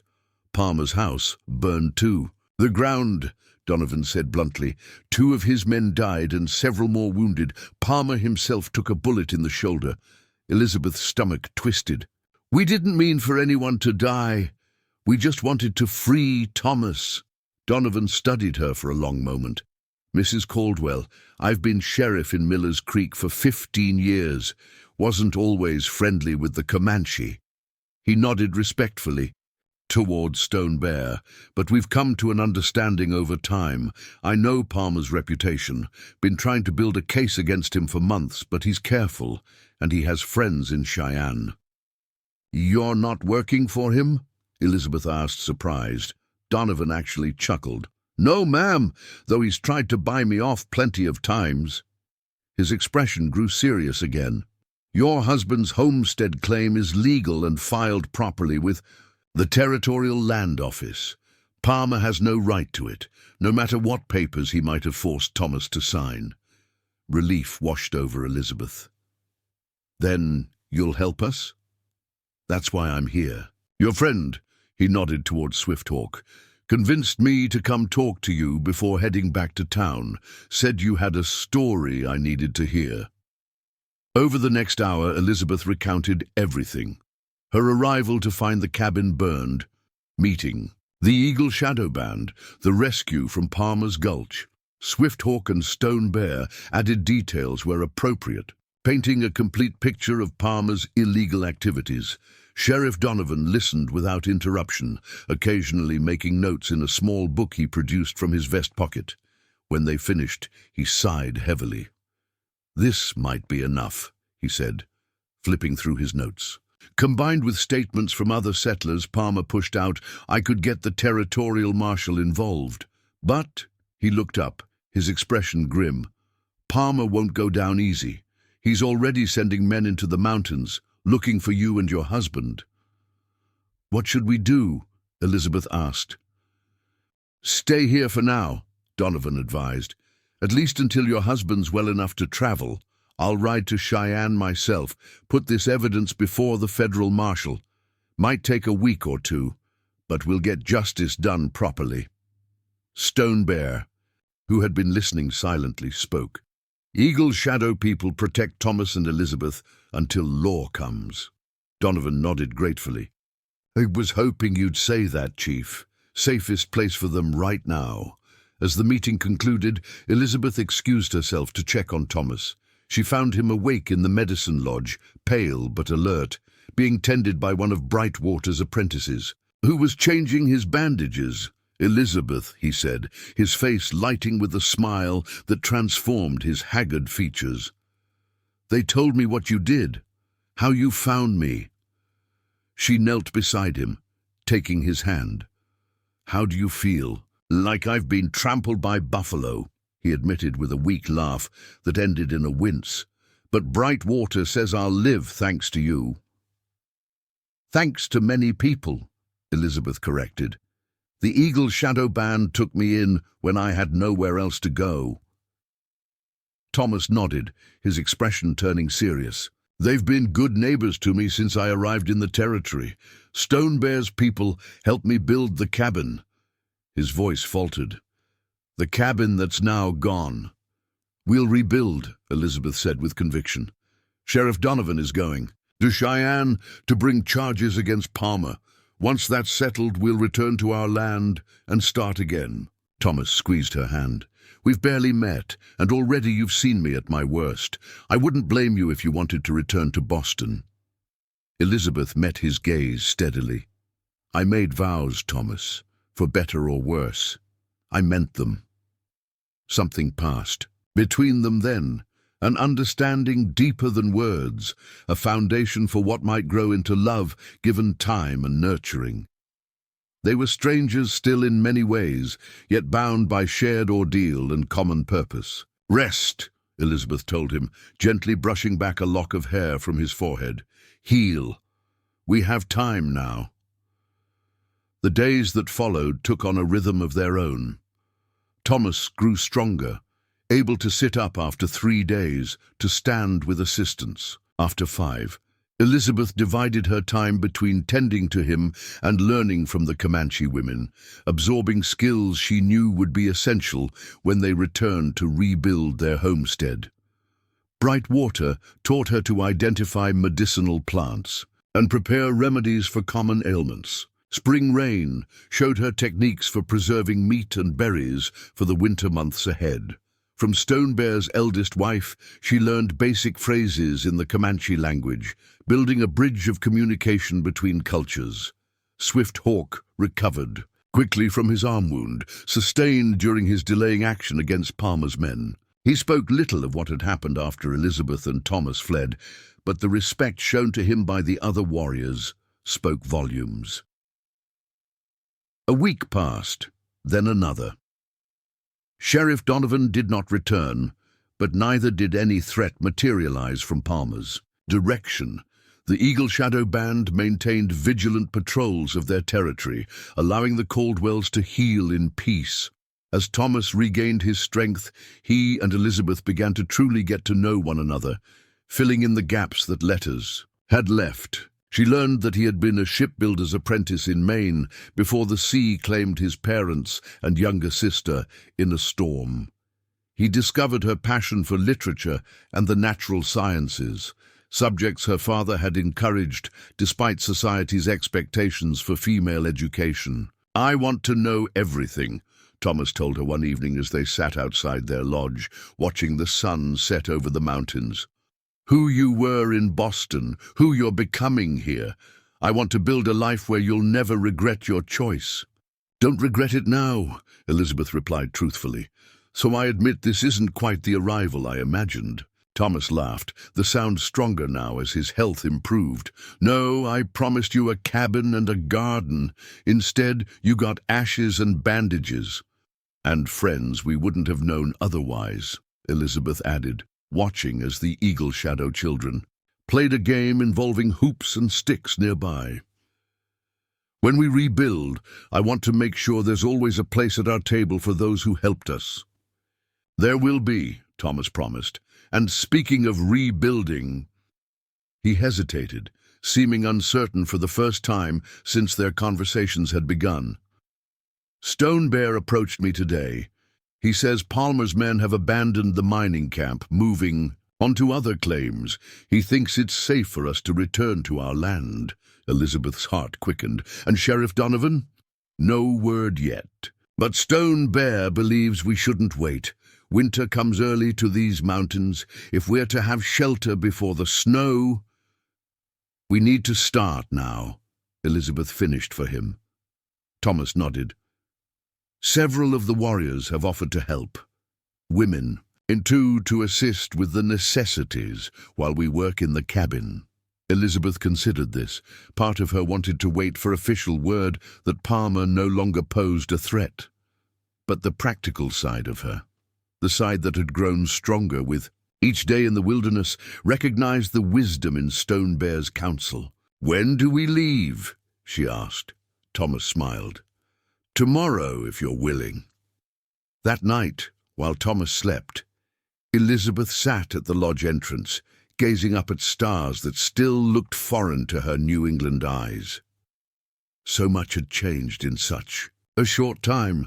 She had come west, a proper Boston lady, expecting to slip seamlessly into the role of frontier wife. Instead, she'd been forced to find strength she hadn't known she possessed, courage she'd never been called upon to demonstrate. She wasn't the same woman who had stepped off the stagecoach at Miller's Creek.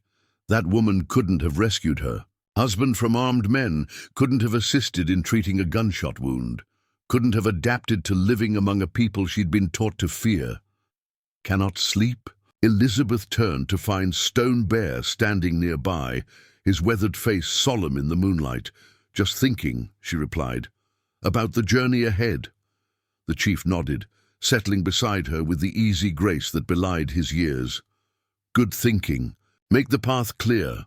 "I want to thank you," Elizabeth said, "for all your people have done for us, for taking me in when I arrived, for helping rescue Thomas, for teaching me." Stone Bear was silent for a long moment. "Long ago," he finally said, "white men came to Comanche lands, brought disease, brought war, took hunting grounds." His voice held old pain, but no bitterness. "I thought all white people were enemies. Then meet Thomas Caldwell, different man, respects land, respects Eagle Shadow ways, share what he has." He turned to look at Elizabeth directly. "Now meet his wife, strong woman, brave heart. Learn our ways, not try to change them." A rare smile crossed his face. "Good neighbors worth having. We'll always be grateful," Elizabeth said, touched by his words, "and we hope to be worthy neighbors." Stone Bear nodded once, then rose to leave. "One more thing," he said. "Palmer. Man like that, wounded pride, is dangerous. The sheriff may stop him for now, but watch always." With that sobering counsel, he left her to her thoughts. Elizabeth remained awake a while longer, the chief's warning echoing in her mind. Their ordeal might not be fully over, but for now, they had a chance to build something from the ashes of what had been destroyed. Morning dawned clear and cool, the first hint of autumn crispness in the air. The Eagle Shadow camp hummed with activity as preparations were made for the journey to the Caldwell homestead. Thomas, still moving carefully but insistent on riding his own horse, supervised the loading of supplies donated by their Comanche friends. Basic tools, food staples, hides for temporary shelter while they worked. Elizabeth found herself the center of a small gathering of women who pressed gifts into her hands, a finely tanned deerskin dress to replace the one destroyed during the rescue, pouches of seeds for a future garden, a beautifully crafted knife with a bone handle to replace the one she'd left in Palmer's henchman. Spring rain was the last to approach, offering a small medicine bundle on a leather cord. "For protection," she explained, helping Elizabeth tie it around her neck, "and to remember the Eagle Shadow people." "I could never forget," Elizabeth assured her, impulsively embracing the younger woman who had become a friend despite their different worlds. By mid-morning, the party was assembled. Thomas and Elizabeth, Swift Hawk, and 4 other warriors, 2 women bringing pack-horses laden with supplies. Stone Bear raised his hand in farewell as they departed. The entire band gathered to see them off. The journey to the homestead took the better part of the day, following winding trails through forests beginning to show the first touches of gold and crimson among the evergreens. Thomas rode beside Elizabeth, pointing out landmarks and sharing stories of his first months in the territory. "I chose this land because of the water source," he explained, as they followed a clear stream. "Year-round spring feeding into the creek, good soil in the meadows, enough timber to build without destroying the forest." Elizabeth listened, seeing the land through his eyes, not just as property to be claimed and exploited, but as a place to be stewarded, respected. It was a vision she found herself sharing wholeheartedly. When they finally crested the rise overlooking the burned homestead, Elizabeth felt a strange mixture of emotions. Sadness at the destruction was still evident in the blackened rectangle where the cabin had stood. Anger at the malice that had caused such damage. But also, surprisingly, hope. In daylight, with Thomas beside her and friends at their backs, the charred ruins no longer seemed an ending, but a beginning. "We'll start by clearing the debris," Thomas said, already planning aloud. "The chimney's still sound, so that's a blessing. We can use it as a starting point for the new cabin." Elizabeth dismounted, walking toward what remained of their home. Among the ashes, something glinted in the afternoon sun. She knelt and carefully extracted a metal object, a hand-forged nail, blackened but still straight and strong. "Look," she said, holding it up. "Something survived." Thomas smiled, taking the nail from her palm. "A sign," he agreed. "From destruction, we forge something new." As the Comanche helpers began unloading supplies and establishing a temporary camp, Elizabeth stood beside her husband, surveying the task ahead. It would not be easy. Winter approached. Palmer remained a potential threat. They were in many ways starting from nothing, but as Thomas's arms slipped around her waist, strong and secure despite his recent injury, Elizabeth knew they weren't truly starting from nothing. They had each other. They had friends willing to help. They had determination and newly discovered strength. The sun began its descent toward the western mountains, casting long shadows across the clearing. Tomorrow, they will begin rebuilding in earnest. Tonight they would rest and plan, secure in the knowledge that whatever challenges lay ahead, they would face them together. From the ashes of what had been destroyed, something new would rise. A home, a partnership, a future among the pines of Wyoming territory. The first week of rebuilding tested every ounce of Elizabeth's newfound strength. Dawn to dusk was filled with ceaseless labor, clearing the blackened remnants of the original cabin, salvaging what nails and hardware could be reused, preparing the site for new construction. Her hands, once soft and suited only for needlework, and playing the piano, developed calluses and small cuts that marked her transformation.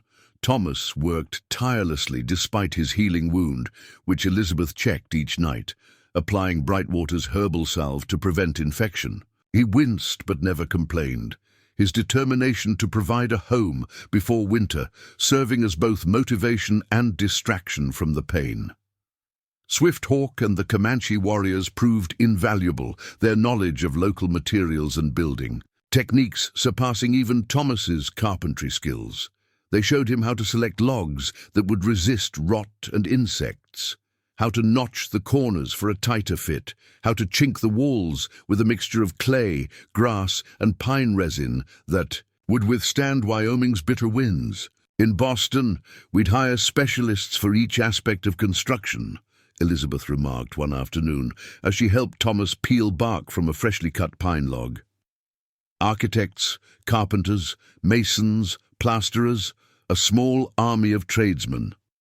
Thomas smiled, wiping sweat from his brow with a forearm. And here we are, all of those things at once. Do you miss it, the comfort of civilization? Elizabeth considered the question honestly. Her muscles ached from exertion. The temporary shelter they shared with two Comanche families offered minimal privacy. Her diet consisted largely of game meat, wild greens, and hardtack. By all reasonable measures, she should be miserable. Yet there was satisfaction in the day's work that she'd never found in Boston's drawing rooms. Pride in skills acquired through necessity, connection to the land and people around her that felt more genuine than the shallow social bonds of her previous life. I miss hot baths, she admitted with a laugh. And occasionally I dream of fresh bread. But no, Thomas, I don't miss Boston. He studied her face, seeming to search for any hint of regret or false reassurance. Finding none, he nodded, a weight visibly lifting from his shoulders. I'm worried, he confessed, that once the adventure of finding me wore off, you'd realize what you'd given up. Elizabeth set down her draw knife and placed her hand on his. I gave up a life planned by others for a life I'm building with my own hands, with you. I made the right choice. That night, as they sat around the fire with their Comanche friends, Swift Hawk announced that most of his companions would be returning to the Eagle Shadow camp the following day. Winter preparations need many hands, he explained. Stone Bear says young men must help hunt before snow comes. Of course, Thomas agreed. You've already given more help than we could have asked for. I stay, Swift Hawk continued, until the cabin has a roof, until Caldwell's safe for winter. Elizabeth felt a rush of gratitude toward the young warrior who had risked so much to help them. We can never repay your kindness, she said. Swift Hawk shook his head. No debt between friends. When Eagle Shadow needs help, Caldwell's will come. This is the way of true neighbors. The following morning, after a farewell meal, the Comanche warriors rode out, leaving only Swift Hawk behind. Work continued at a somewhat slower pace, but with the foundation and first few courses of logs already in place, Thomas was confident they would have the basic structure completed before the first serious snow. It won't be fancy, he cautioned. As they labored, one room to start, with a loft above for sleeping. We can add on next spring once the ground thaws. It will be perfect, Elizabeth assured him, already envisioning how she would arrange their meager belongings to create a home. 10 days into the rebuilding, Elizabeth was gathering kindling at the forest's edge when she heard the approach of horses. She straightened, shading her eyes against the late afternoon sun, her heart accelerating as she counted 4 riders approaching from the direction of Miller's Creek. "Thomas!" she called, dropping her bundle and hurrying toward the construction. Sight. "Riders coming!" Thomas and Swift Hawk immediately abandoned their work on the roof beams, moving to intercept the approaching party. Thomas grabbed his rifle from where it leaned against a nearby tree, though he held it pointed downward in a non-threatening posture. As the riders drew closer, Elizabeth recognized Sheriff Donovan at the lead. Relief washed over her, replaced quickly by concern at the grim expression on the lawman's weathered face. "Sheriff," Thomas greeted him as the party reined to a halt. "We'd begun to wonder if you'd forgotten us." "Far from it, Caldwell," Donovan replied, dismounting with a grunt. He nodded respectfully to Swift Hawk before turning his attention back to the couple. "Been in Cheyenne, then tracking you down. Figured you might have returned here." What news? Elizabeth asked, studying the other riders, two men she didn't recognize wearing deputy badges, and a distinguished-looking gentleman in a city suit that seemed out of place in the wilderness. Donovan gestured to the well-dressed stranger. This here's Judge Harrington, federal circuit judge for the territory. Came all the way from Denver when he heard about your situation. The judge, a dignified man with silver hair and penetrating blue eyes, dismounted with surprising grace for a man his age. Mr. and Mrs. Caldwell, he acknowledged. Sheriff Donovan has shared a most disturbing account of your experiences with James Palmer. It's all true, Your Honor, Thomas said, lowering his rifle completely. Every word. I don't doubt it, Judge Harrington replied. Palmer's reputation has reached even Denver, but accusations are one thing. Evidence that will stand in a court of law is another matter entirely. Elizabeth's stomach tightened. Are you saying you can't help us? On the contrary, Mrs. Caldwell, I'm saying we need your help to build an airtight case. Palmer has friends in the territorial government, powerful friends. If we're to see justice done, we need testimony from those he's wronged. Thomas glanced at Elizabeth, a silent question in his eyes. She nodded almost imperceptibly. Wherever this led, they would face it together. What exactly are you asking of us? Thomas inquired. Judge Harrington gestured toward the half-built cabin. Perhaps we could continue this discussion seated. It's been a long ride from Miller's Creek. Soon, they were gathered around the fire pit, the visitors gratefully accepting coffee that Elizabeth brewed in their sole cast-iron pot. Judge Harrington wasted no time in outlining the situation. Palmer returned to Cheyenne 2 days after your escape, he explained. He's pressing charges against you both. Arson, attempted murder, theft of property, serious charges that carry serious penalties. That's outrageous, Elizabeth exclaimed. He kidnapped Thomas, tried to force him to sign over legally deeded land, and burned our home to the ground. Yes, the judge agreed calmly, and we believe you. But Palmer's version of events is quite different. He claims Thomas Caldwell is squatting on land leased to the Palmer Mining Company by the territorial government. He claims you, he nodded, to Elizabeth led a band of Comanche in an unprovoked attack on his property. Swift Hawk, who had been listening silently, spoke up. White man lies, many lies.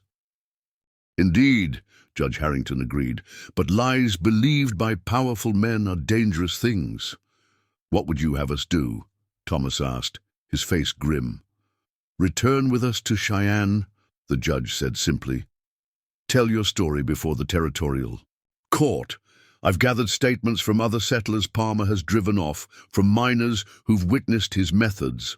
With your testimony added to theirs, we can end Palmer's reign of terror in this territory. Elizabeth exchanged a troubled glance with Thomas.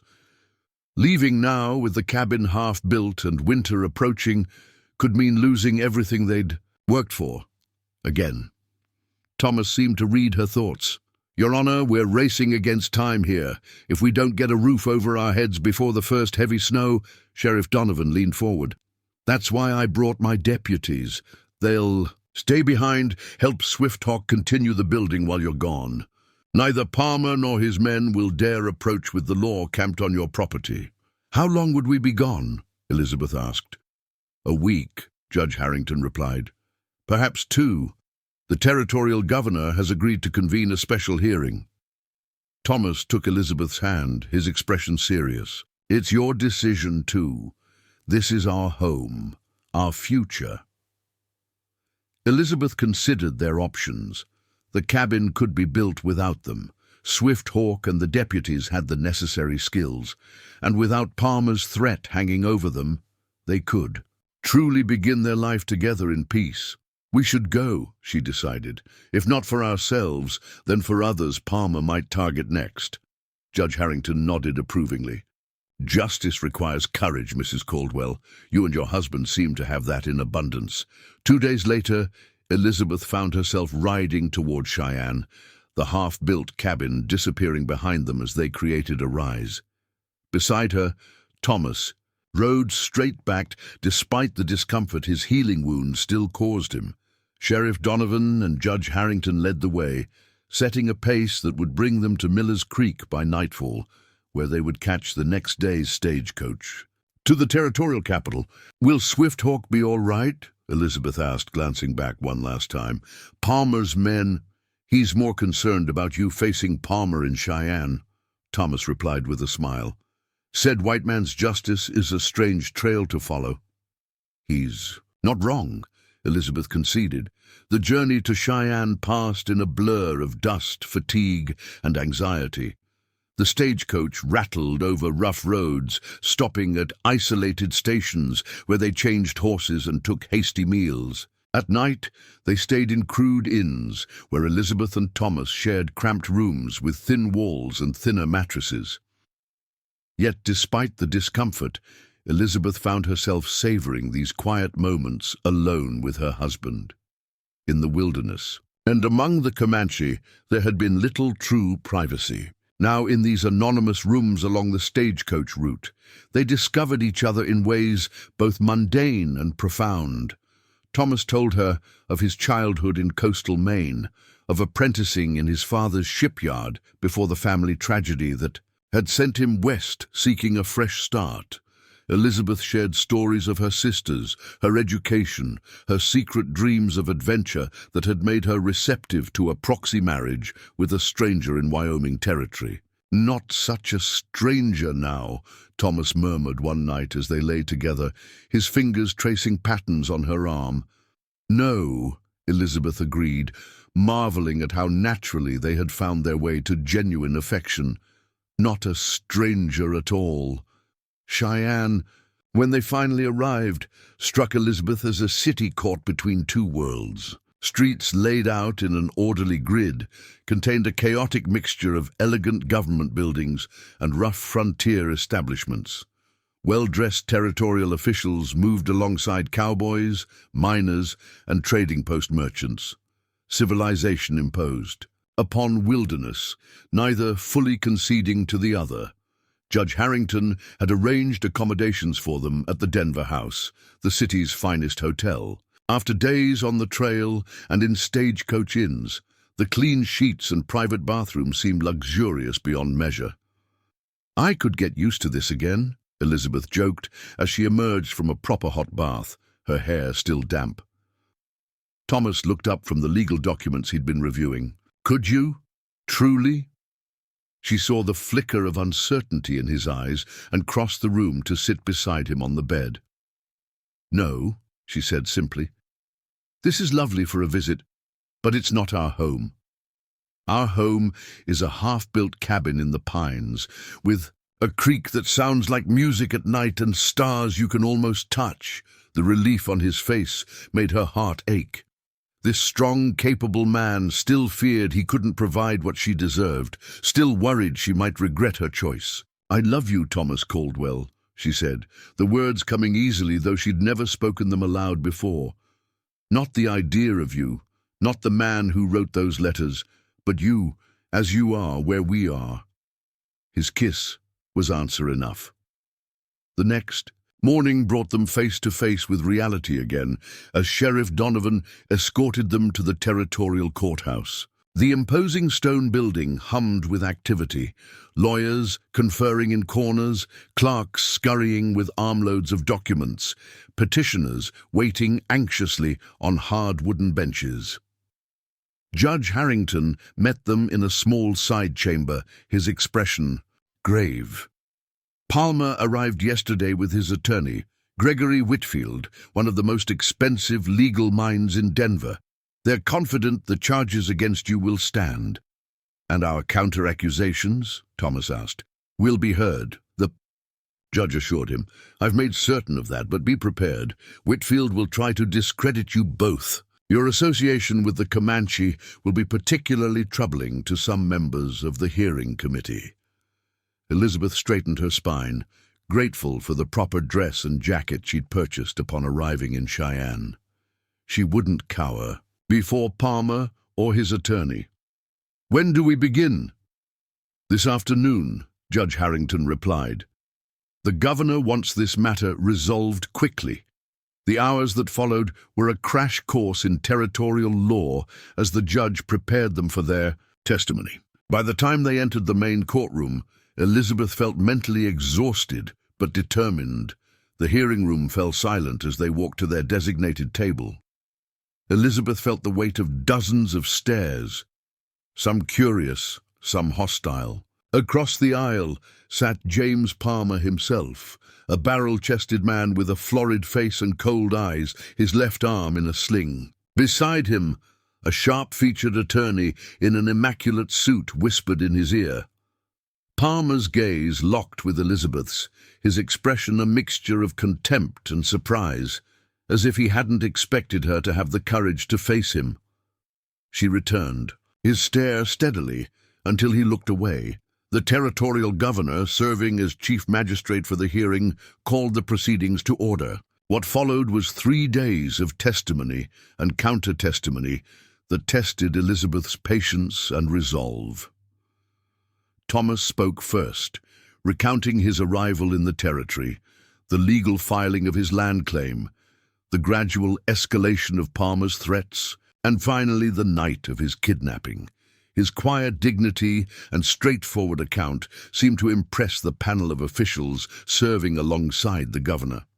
Elizabeth testified next, describing her arrival to find the burned cabin, her rescue of Thomas with the Comanche's help, and their subsequent rebuilding efforts. Whitfield, Palmer's attorney, cross-examined her aggressively, attempting to paint her as a hysterical Easterner led astray by savage influences.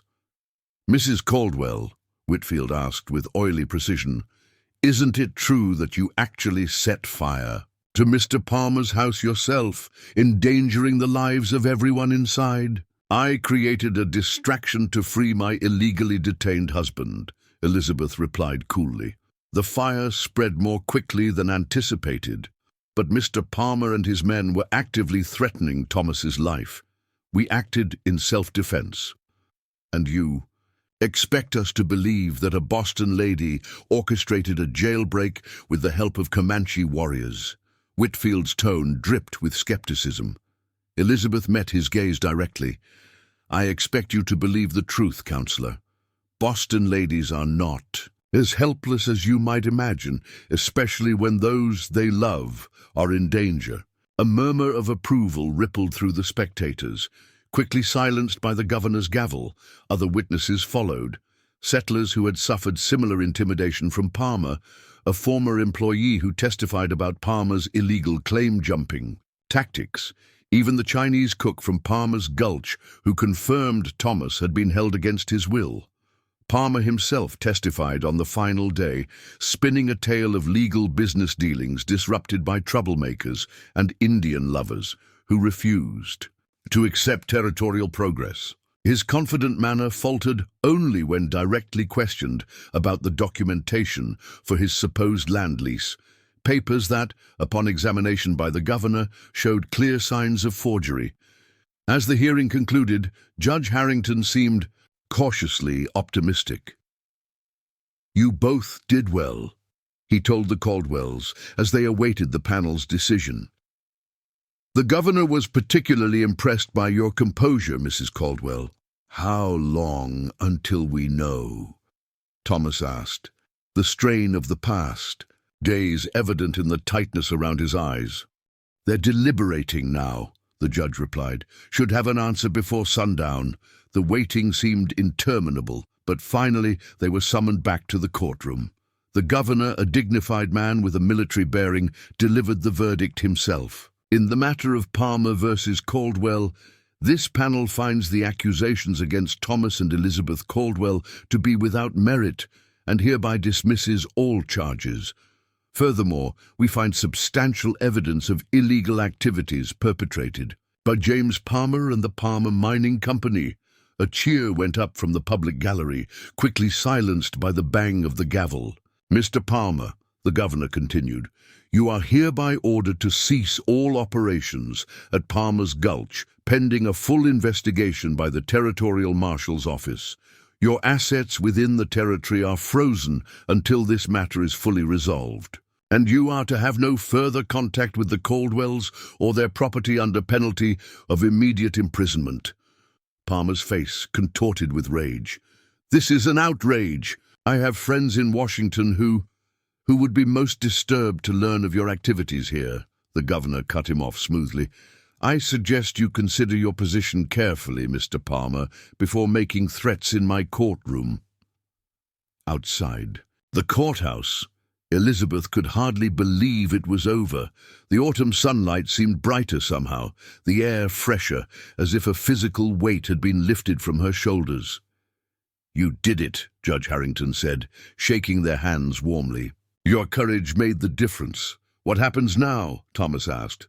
To Palmer, I mean. He'll likely face federal charges once the marshal completes his investigation, the judge explained. At minimum, he'll lose his mining claims and be forced to make restitution to those he's wronged. His days of terrorizing this territory are over.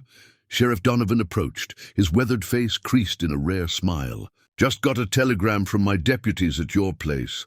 Cabins come along nicely. They've got the roof on and the chimney connected.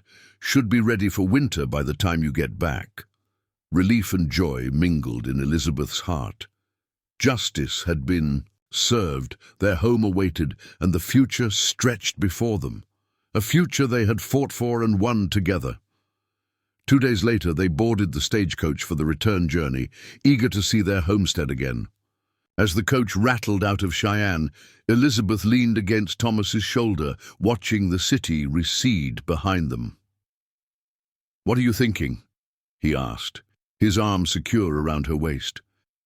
"That sometimes the most unlikely journeys lead to exactly where we're meant to be," she replied. "When I left Boston, I couldn't have imagined any of this. Do you regret it? Any of it?" Elizabeth looked up at him, this man who had begun as words on paper and become the center of her world. Not for a moment. The stagecoach carried them north and west, toward the mountains where a half-built cabin waited to become a home. Behind them lay Cheyenne and the victory they'd won. Ahead lay winter and the challenges of carving a life from the wilderness. Elizabeth Caldwell, once a proper Boston lady, now a frontier wife with calloused hands and a heart full of purpose, wouldn't have traded places with anyone in the world. The stagecoach journey back to Miller's Creek seemed to pass more quickly than their outbound trip, perhaps because Elizabeth and Thomas now traveled with lighter hearts, free from the shadow of Palmer's threats. At each stop along the way, news of Palmer's downfall had somehow preceded them, earning them nods of respect from previously indifferent station managers and fellow travelers. "Word travels fast in the territory," Thomas remarked, as they changed horses at a remote way station. "Faster than any stagecoach." "People have been waiting for someone to stand up to him," Elizabeth replied, accepting a cup of surprisingly good coffee from the station keeper's wife. "We're just fortunate it could be us." The woman, a weathered but kind-faced settler named Mrs. Thornton, settled beside Elizabeth on the rough-hewn bench. "My sister lost her claim to Palmer last spring," she confided. "Husband shot when he protested. She's back east now, but I'll write to her about what you folks did. Give her some peace, knowing he faced justice." Elizabeth felt a pang of sadness for this woman and others like her. People who had lost everything to Palmer's greed and would never regain what had been taken. Their own victory seemed somehow incomplete in the face of such stories. "Will she return west?" Elizabeth asked. Mrs. Thornton shook her head. "Some wounds don't heal out here. But others," she nodded toward the main station where Thomas chatted with the manager, "find what they're looking for despite the hardships." When they finally arrived in Miller's Creek, Walter Mason greeted them like returning heroes. The trading post owner insisted they stay for supper, eager for details of the hearing in Cheyenne. His small back room was crowded with locals equally hungry for news of Palmer's fate. "Never thought I'd see it," old Jim Blackwell, the town's unofficial historian, declared over Mason's rabbit stew. "That snake's been poisoning these parts for years. Takes special folk to stand against such men." Elizabeth demurred at such praise. We only wanted what was rightfully ours, and justice for others, Thomas added quietly, which we hope will come as the marshal investigates further. Mason nodded approvingly. Sheriff Donovan telegraphed ahead, said you conducted yourselves like true pioneers before that territorial panel, said Mrs. Caldwell here put Palmer's fancy lawyer in his place. Elizabeth felt her cheeks warm at the unexpected attention. In Boston, a lady was taught to deflect notice, to maintain proper modesty, yet here in this frontier outpost, accomplishment, regardless of gender, earned respect. It was a change she found herself embracing. Your trunk's still here, Mason added, changing the subject as if sensing her discomfort with praise. Been keeping it safe, though I expect you'll want different things now than what you packed in Boston. Elizabeth laughed, thinking of the elaborate dresses and impractical shoes carefully packed months ago. Indeed, Mr. Mason, my needs have evolved. That night, as they stayed in the small room above the trading post, Elizabeth sorted through her trunk by lamplight.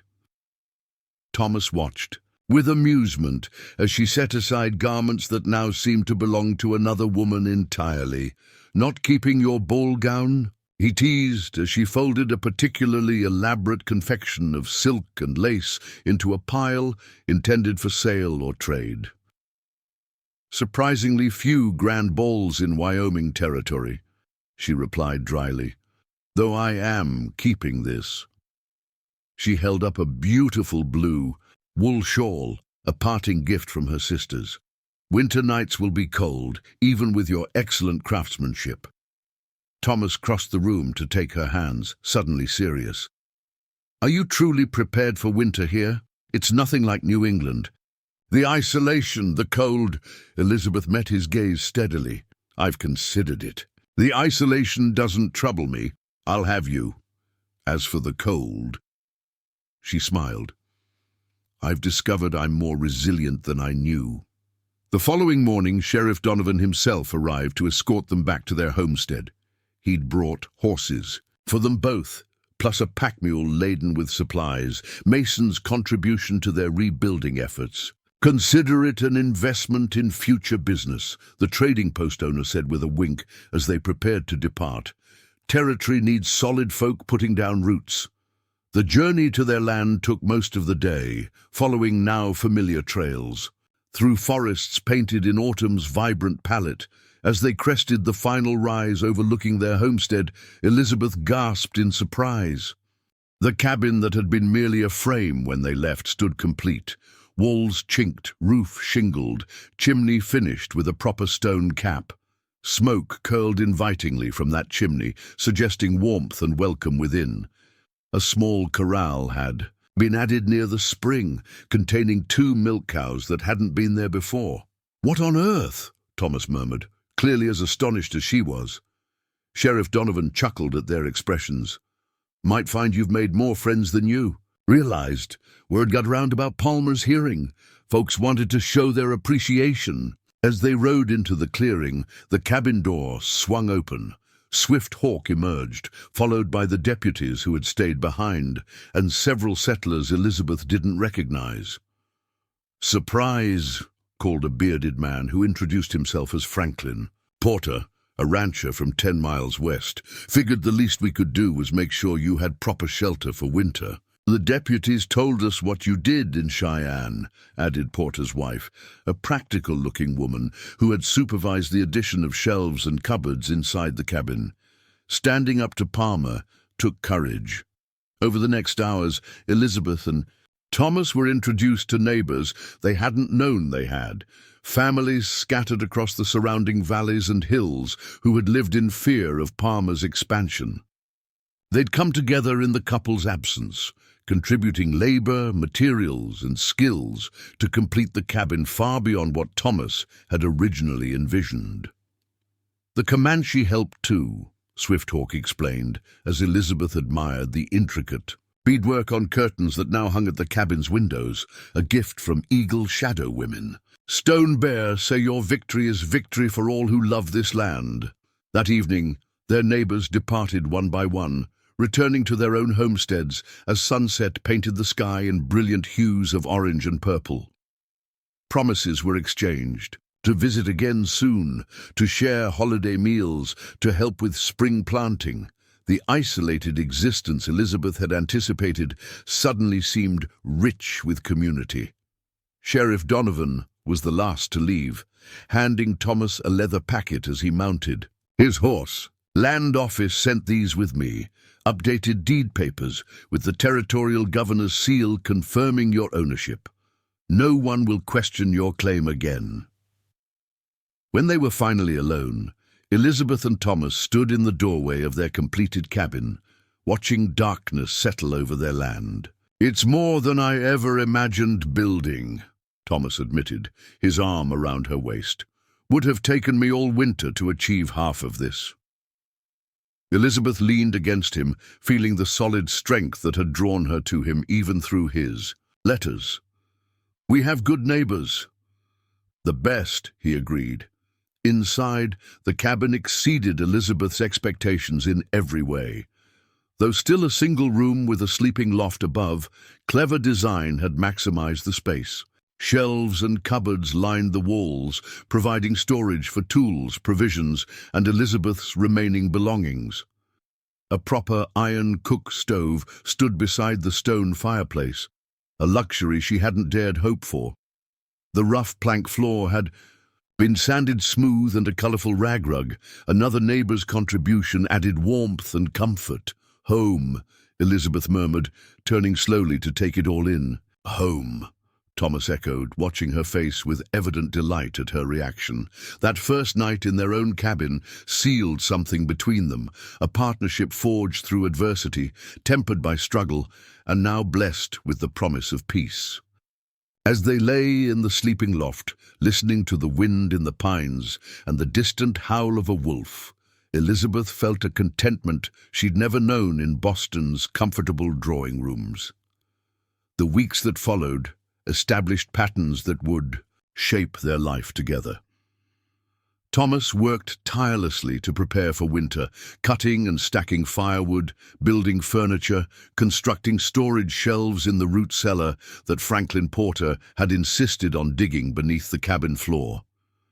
Elizabeth learned to manage their new livestock: 2 milk cows, a small flock of chickens, and a sturdy plough horse that had appeared mysteriously one morning, a gift Elizabeth suspected came from Stone Bear himself. Swifthawk visited regularly, sometimes staying for days to help with more strenuous tasks or to teach Thomas hunting techniques suited to the approaching winter. Through him, Elizabeth maintained her connection to the Eagle Shadow Band, exchanging gifts and knowledge with Brightwater and Spring Rain. "You speak Comanche words now," Swifthawk noted with approval one evening, as Elizabeth used phrases she'd learned to thank him for the deer he'd brought. "Few white women try." "Few white women have friends worth the effort," she replied in careful Comanche, earning a rare smile from the stoic warrior. November brought the first heavy snow, transforming their world into a landscape of crystalline beauty. Elizabeth stood at the cabin door that morning, watching fat flakes swirl down from a pewter sky, marveling at the hush that seemed to blanket everything.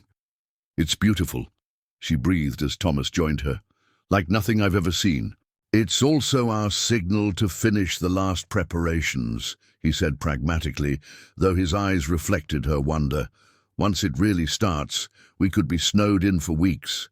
The ensuing days were a flurry of final readying, ensuring the livestock had adequate shelter, checking the cabin, chinking one last time, bringing in the last vegetables from the small garden Elizabeth had managed to establish before frost. When the serious storms arrived in early December, they were prepared. Winter in Wyoming territory proved both more harsh and more magical than Elizabeth had imagined. Temperatures plummeted to levels that froze breath and made the cabin's logs crack like gunshots in the night. Snowdrifts sometimes reached the windowsills, requiring Thomas to shovel pathways to the barn and woodpile each morning. The isolation was complete at times, with days or even weeks passing, when the only living souls they saw were each other and their livestock. Yet within this frozen world, Elizabeth discovered unexpected joys: the pristine beauty of sunlight on fresh snow, the cozy intimacy of long evenings by the fire, reading aloud from the few books they possessed or simply talking, the satisfaction of mastering new skills, rendering tallow for candles, making soap from ashes and fat, weaving baskets from willow branches Thomas collected for her. "I used to think I would die of boredom without Boston's social calendar," she confessed one night as they lay curled together beneath quilts in the sleeping loft. All those balls and concerts and lectures seemed essential. Thomas traced patterns on her arm, a habit that had become comforting in its familiarity. "And now I wonder how I never saw the emptiness in all that rushing about," she replied thoughtfully. "There's more substance in one day here, even the hardest day, than in a month of those meaningless diversions." Christmas came, bringing a brief thaw that allowed travel. To Elizabeth's delight, Stone Bear and several members of the Eagle Shadow Band arrived on Christmas Eve, bearing gifts and accepting the couple's hospitality with dignified grace. Spring rain had created intricate beaded moccasins, sized perfectly for Elizabeth's feet. Bright water brought healing herbs and teas to ward off winter illnesses. The holiday meal, venison roast, preserved vegetables from Elizabeth's garden, and bread made from precious flour, was shared with ceremonial solemnity that somehow felt more meaningful than the elaborate Christmas celebrations of Elizabeth's youth. Stone Bear offered a blessing in Comanche that Swifthawk translated, a prayer for harmony between peoples, for respect for the land, for prosperity that came without greed. "This is what Christmas should be," Elizabeth whispered to Thomas, as they watched their Comanche guests share stories around the fire afterward. Not ostentation and excess, but genuine fellowship. Thomas squeezed her hand in understanding. They had created something rare here, a bridge between worlds usually separated by suspicion and misunderstanding. It felt like a gift more precious than any material possession. New Year arrived with another blizzard that kept them homebound for nearly 2 weeks. Elizabeth used the time to write long-overdue letters to her family in Boston, attempting to convey the richness of her new life without glossing over its challenges. "Do you think they'll understand?" she asked Thomas as she sealed the last envelope. "Some might," he replied, looking up from the small table he was crafting as a surprise for her. "Others never will. Some experiences can't be fully shared through words alone." "Perhaps they could visit in the spring," Elizabeth suggested, though she knew the journey would deter most of her family members. Thomas smiled at the thought. "Your mother in our humble cabin. I suspect she'd be scandalized by your new life." "Undoubtedly," Elizabeth laughed, "though she might be surprised to learn. I'm happier than I've ever been." January and February passed in a blur of routine tasks and unexpected moments of beauty. The northern lights dancing across the winter sky, a family of deer venturing near the cabin during a particularly harsh cold snap, the first faint warming that suggested spring would eventually return. In late February, Sheriff Donovan made a surprising appearance, having braved difficult trails to deliver news and mail from Miller's Creek. Territorial Marshal finished his investigation of Palmer, he announced as he warmed himself by their fire, snow melting from his boots. Grand jury has indicted him on multiple charges, including fraud, assault, and attempted murder. Trials set for April in Denver. "Will we need to testify again?" Thomas asked, concern evident in his voice. "No," Donovan assured them. "Your statements from the hearing are sufficient. Palmer won't trouble these parts again. He's finished." The sheriff also brought letters from Boston, Elizabeth's first communication from home since her arrival in the territory. She read them, eagerly by firelight after Donovan departed, laughing occasionally at her sister's questions and her mother's thinly veiled concerns about her frontier experiment. "My youngest sister wants to visit," she told Thomas, looking up from the pages. "Says she's tired of Boston propriety and wants adventure." Thomas raised an eyebrow. "Should we warn her about what adventure really entails out here?" "I think not," Elizabeth replied with a mischievous smile. "Some lessons are best learned firsthand." As March arrived, bringing thaws and the first hints of green returning to the valley, Elizabeth made a discovery that would forever alter their lives. The symptoms had been present for weeks, but she had attributed them to winter confinement and changes in diet.